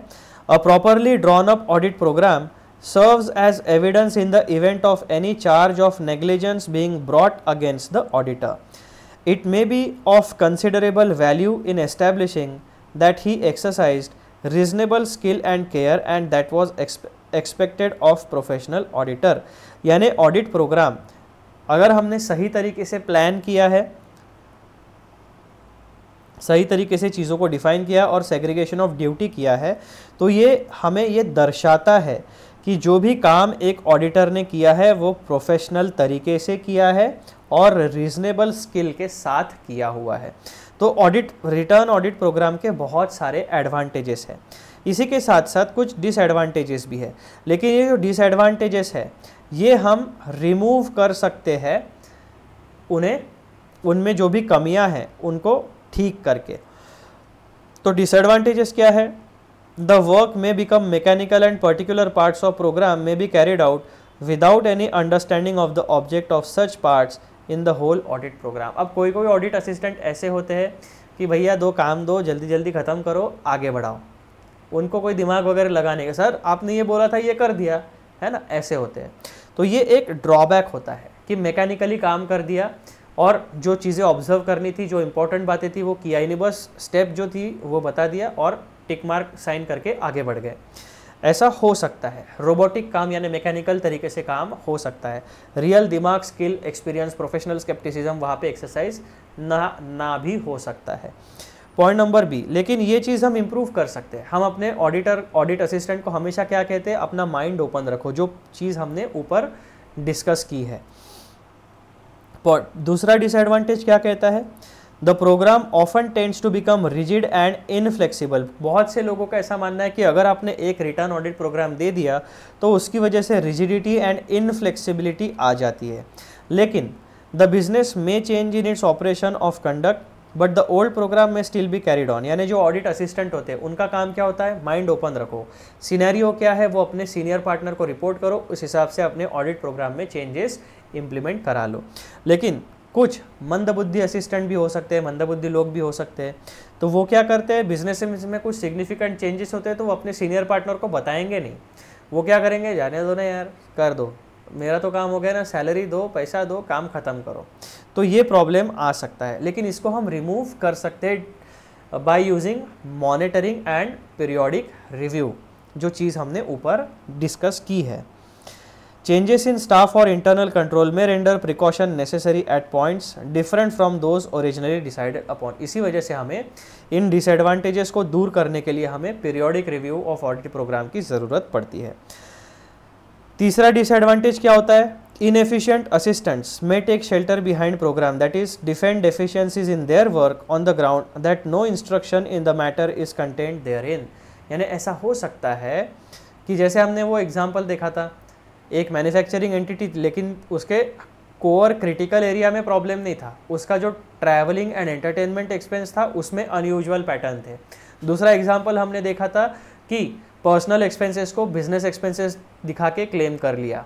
तो ये चीज़ें थी। अगर यहाँ पर हमारा ऑडिट असिस्टेंट इनएफिशिएंट होगा तो ये बातें उसके ध्यान में नहीं आएगी। वो क्या कहेगा कि सर आपने तो कुछ हमें ऐसा बताया ही नहीं था, है ना। तो अपनी इनएफिशिएंसी छुपाने के लिए लोग ऑडिट प्रोग्राम को ब्लेम कर सकते हैं, लेकिन हम इन डेफिशिएंसीज को दूर कर सकते हैं हमारे टीम मेंबर्स को कॉन्स्टेंटली ट्रेनिंग देके, उनके काम का कॉन्स्टेंट मॉनिटरिंग करके और कॉन्स्टेंट फीडबैक एंड रिव्यू हमारे ऑडिट प्रोग्राम का होना चाहिए। चौथा डिसएडवांटेज क्या कहता है, a hard and fast audit programme may kill the initiative of efficient and enterprising assistants. कुछ असिस्टेंट्स होते हैं जिन्हें ऑडिट प्रोग्राम की ज़रूरत नहीं होती है, वो शार्प होते हैं, उन्हें पता होता है कि काम को किस तरीके से कंडक्ट करना होता है। तो कुछ ऐसे जो एंथुजियास्टिक असिस्टेंट्स होते हैं, हो सकता है कि उनका इनिशिएटिव थोड़ा सा डीमोरलाइज हो जाए, वो थोड़े से डीमोटिवेट हो जाए, अरे यार ये रिटर्न चीज़ दी है, इसी ऑडिट प्रोग्राम को हमें फॉलो करना है। तो हर चीज़ के हर पहलू के दो सिक्के होते, दो पोजीशंस होती है, positive and negative, favourable condition and unfavourable condition. तो जो अनफेवरेबल कंडीशंस है, पॉइंट नंबर ABCD, उसे हम फेवरेबल कंडीशंस में कन्वर्ट कर सकते हैं। This are not fixed disadvantages. ये बस हमारे लिए हमें अलर्ट करने के लिए बताया गया कि ऐसा आपके ऑडिट प्रोग्राम के साथ हो सकता है। तो मित्रों, यहाँ पर हमारा almost complete discussion relating to audit programme समाप्त होता है। अब बस एक ही चीज़ हमारे दिमाग के सामने बचती है और वो है extract of sample audit programme pertaining to sales of an entity. अब जो भी एंटिटी है उसके फाइनेंशियल स्टेटमेंट में प्रॉफिट एंड लॉस अकाउंट आता है, बैलेंस शीट आती है, शेड्यूल्स आते हैं, नोट्स टू अकाउंट्स आता है, कैश फ्लो स्टेटमेंट्स आता है, ठीक है। 5 चीज़ें हर एक फाइनेंशियल स्टेटमेंट्स में आती है। अब उन फाइनेंशियल स्टेटमेंट्स में प्रॉफिट एंड लॉस अकाउंट के इनकम साइड में केवल एक लाइन आइटम आता है जो है रेवेन्यू या सेल। अब उस सेल का ऑडिट कैसे होगा, उससे रिलेटेड ऑडिट प्रोग्राम का एक सैंपल आपके आंखों के सामने दिया गया है। यानी ओवरऑल फाइनेंशियल स्टेटमेंट का केवल एक आइटम, उससे रिलेटेड ऑडिट प्रोग्राम आपके सामने दिया गया है। अब जैसा यहाँ पर सेल का ऑडिट प्रोग्राम है, उसी तरीके से ओपनिंग स्टॉक का भी हो सकता है, क्लोजिंग स्टॉक का भी होगा, परचेसेस का भी होगा, डायरेक्ट एक्सपेंसेस का होगा, इनडायरेक्ट एक्सपेंसेस का होगा। सेल के अलावा जो इनकम होते हैं, इनकम फ्रॉम अदर सोर्सेज, उसमें इंटरेस्ट इनकम आ गया, कमीशन आ गया, डिविडेंड आ गया, रेंट आ गया, यानी operating income and non operating income. ये 2 कैटेगरीज में जितनी भी चीज़ें होगी उन सारी चीज़ों का, यानी आपके प्रॉफिट एंड लॉस अकाउंट में एक्सपेंसेस साइड में जितने इंडिविजुअल अमाउंट्स आपको दिखते हैं, उन हर एक इंडिविजुअल अमाउंट के लिए आप ऐसा ऑडिट प्रोग्राम बना सकते हो। बैलेंस शीट में आपके लायबिलिटी साइड में, एसेट साइड में जितनी बातें दिखेगी, उन सारे लाइन आइटम्स के लिए आप ऐसा ऑडिट प्रोग्राम बना सकते हो। आपके शेड्यूल्स, नोट्स टू अकाउंट्स या कैश फ्लो स्टेटमेंट में जितनी इन्फॉर्मेशन दी गई है, उस इन्फॉर्मेशन के हर एक लाइन आइटम के लिए आप इस तरीके का ऑडिट प्रोग्राम बना सकते हो। अब इतनी सारी इन्फॉर्मेशन में से हम केवल एक लाइन आइटम का ऑडिट प्रोग्राम देखने वाले कि सैंपल की किस तरीके का हो सकता है। तो सबसे पहले कुछ बेसिक इन्फॉर्मेशन होगी, कौन सी एंटिटी है उसका नाम दिया होगा, यानी किस एंटिटी के सेल का ऑडिट हम लोग करने वाले हैं। उसके बाद में फाइनेंशियल ईयर कौन सा है, फिर किसने प्रिपेयर किया है ऑडिट प्रोग्राम को रिव्यू किसने किया है और ऑडिट प्रोग्राम को अप्रूव किसने किया है। यानी सेग्रीगेशन ऑफ ड्यूटीज़, प्रिपेयर एक व्यक्ति करेगा, रिव्यू एक व्यक्ति करेगा और अप्रूव एक व्यक्ति करेगा, और काम जो ऑडिट असिस्टेंट है वो करेगा। अब यहाँ पे सेल को ऑडिट करने का फॉर्मेट देखो। सबसे पहले आप सीरियल नंबर, फिर कौन सी प्रोसीजर आप फॉलो करने वाले हो, that means nature of procedure, extent of check, detail checking, comprehensive checking, sample checking क्या आपने यूज़ किया है वो आप यहाँ पे बताने वाले हो। उसके बाद में बेसिस ऑफ सैंपल, आपने सैंपल को किस तरीके से हासिल किया है वो आप बताओगे, और कौन से ऑडिट असिस्टेंट ने इस स्टेप को परफॉर्म किया है उसका नाम और सिग्नेचर। तो point number 1, vouch few sale invoices from copies available in the record of the concern. तो जो भी आप सेल करते हो उसमें से इनवॉइसेस जनरेट होगी, तो उस इनवॉइसेस की फ्यू कॉपीज़ को आप वाउचिंग करो, यानी चेकिंग करो। सारे डिटेल्स आपके इनवॉइसेस में देखो और वो सारे डिटेल्स आपके अकाउंटिंग सिस्टम में रिकॉर्ड किए गए हैं या नहीं, इसको चेक करो। फिर आप देखोगे कि एक्सटेंट ऑफ चेकिंग क्या है, फ्यू, यानी सैंपल बेसिस के ऊपर आपने चेक किया। बेसिस ऑफ सैंपल क्या है, किस तरीके से आपने सैंपल को डिराइव किया वो बात, और कौन से ऑडिट असिस्टेंट के उसका नाम और उसकी सिग्नेचर। दूसरी प्रोसीजर या स्टेप क्या होती है सेल को ऑडिट करने की, trace this invoices into account books of the concern. अब इनवॉइस से आप जाओगे जर्नल बुक में, जहाँ पे जर्नल एंट्री होगी, वहाँ से लेजर अकाउंट्स में देखोगे, यानी बुक्स ऑफ अकाउंट्स में उसकी प्रॉपरली एंट्री हुई है या नहीं हुई है वो आप देखोगे। Similarly extent of check, basis of sample, किसने काम किया। पॉइंट नंबर 3, सेल को चेक करने के लिए तीसरी स्टेप आप क्या करोगे, verify few invoices with e way bills generated on the e way bill portal, यानी जीएसटी से रिलेटेड आप चीज़ों को चेक करोगे। Point number 4, trace few sale invoices into the stock records to ensure that sold quantities have been reduce from the stock, यानी जब भी आप सेल करोगे तो आपके शॉप से इन्वेंट्री बाहर जाएगी, तो आपका जो स्टॉक होता है उसमें से वो इन्वेंट्री कम होनी चाहिए। तो जब भी आप सेल करोगे तो एक इफेक्ट आपके इन्वेंट्री में भी जाना चाहिए, तो वो आपने किस तरीके से चेक किया। Point number 5, trace also few sale invoices into accounts of buyers. अब वो अवेलेबल होगा तो ठीक, यानी ये एक्सटर्नल कंफर्मेशन हुआ आपका, किस तरीके से आपने कंडक्ट किया वो सारी चीज़ें। अब ये डॉक्यूमेंट, ये ऑडिट प्रोग्राम जब आपका सीनियर ऑडिटर देखेगा तब उसे पता चल जाएगा कि हमने क्या क्या काम किया है, कितना काम किया है, किस तरीके से सैंपल हासिल किए और कौन से ऑडिट असिस्टेंट ने काम किया है, वो इस ऑडिट प्रोग्राम को रिव्यू करेगा, है ना। इस तरीके से हर व्यक्ति का एक अलग ड्यूटी होता है ऑडिट के टीम में, audit main partner, senior partner, उसके बाद में ऑडिट असिस्टेंट्स। तो मित्रों इस तरीके से आपका ऑडिट प्रोग्राम काम करता है, और इसी के साथ हमारा जो चैप्टर नंबर 2 है उसका कंप्लीट, हमारे जो भी क्लासेस है वो कंप्लीट होते हैं। अब अगले वीडियो से हम लोग चैप्टर नंबर 3 की पढ़ाई शुरू करने वाले हैं। तो हमारी ड्यूटी क्या होती है, एज़ यूजुअल हम अपने इंडेक्स, साहब हमें इंडेक्स, प्यारे इंडेक्स में हम लोग आते हैं। टॉपिक नंबर 1 को हमने टिक मार दिया, टॉपिक नंबर 8 हमारा पूरा हो गया। हम आएंगे हमारे दूसरे प्यारे इंडेक्स में, यहाँ पे चैप्टर नंबर 2 के टॉपिक नंबर 8 को हमने टिक मार दिया। नेक्स्ट चैप्टर जो मित्रों हमारा होने वाला है शुरू, वो है chapter number 3, risk assessment and internal control. ये भी इम्पॉर्टेंट चैप्टर है, तो इसके भी वीडियोस आप बिल्कुल भी मिस मत करना, ठीक है। तो आई होप कि आपको सारी चीज़ें समझ में आ रही है।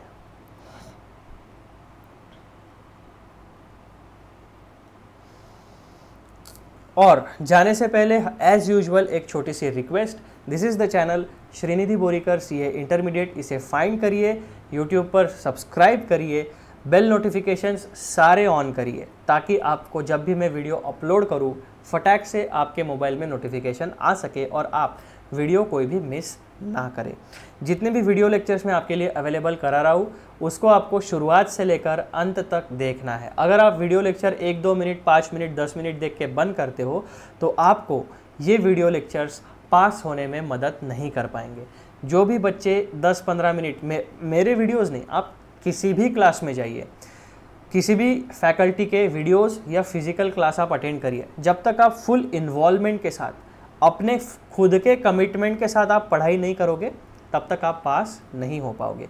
सिखाने वाले टीचर्स अपनी ड्यूटी पूरी तरीके से फुलफ़िल कर देंगे, उसके बाद आपकी ड्यूटी होती है कि जो आप कॉन्सेप्ट्स को सीखते हो उसे अच्छे से पढ़ो और बार बार रिवाइज करते रहो, ताकि एग्ज़ाम आने से पहले आपके दिमाग में वो चीज़ें इतनी फिक्स हो जाए कि आपको बार बार याद करने की ज़रूरत ना पड़े। क्वेश्चन आया, फटाक से आंसर लिखते आना चाहिए। ये यहाँ तक जब आपकी तैयारी होगी तभी आप चार्टर्ड अकाउंटेंसी की एग्ज़ाम पास कर पाओगे। ऐसे हल्के में पढ़ाई करके कोई भी व्यक्ति चार्टर्ड अकाउंटेंसी की एग्ज़ाम पास नहीं कर पाएगा। तो किसी भी फैकल्टी को आप रेफ़र करिए, उनके वीडियोस अगर रेफ़र करते हो, फिज़िकल क्लास अगर रेफ़र करते हो, तो आपसे फुल कमिटमेंट आपका खुद का होना चाहिए। जब तक आपको खुद की अर्ज नहीं आएगी कि मुझे पढ़ाई करनी है, मुझे पास होना है, आप पास नहीं हो पाओगे। तो मित्रों, जाने से पहले चैनल को सब्सक्राइब करते हुए ज़रूर जाना, और अगला वीडियो हम चैप्टर 3 की पढ़ाई से शुरू करेंगे। चलो, यहाँ पर मैं वीडियो रोकता हूँ और हमारा चैप्टर 2 कंप्लीट होता है ऐसी मैं घोषणा आप लोगों के सामने करता हूँ। अगले वीडियो में मिलते हैं। Bye bye.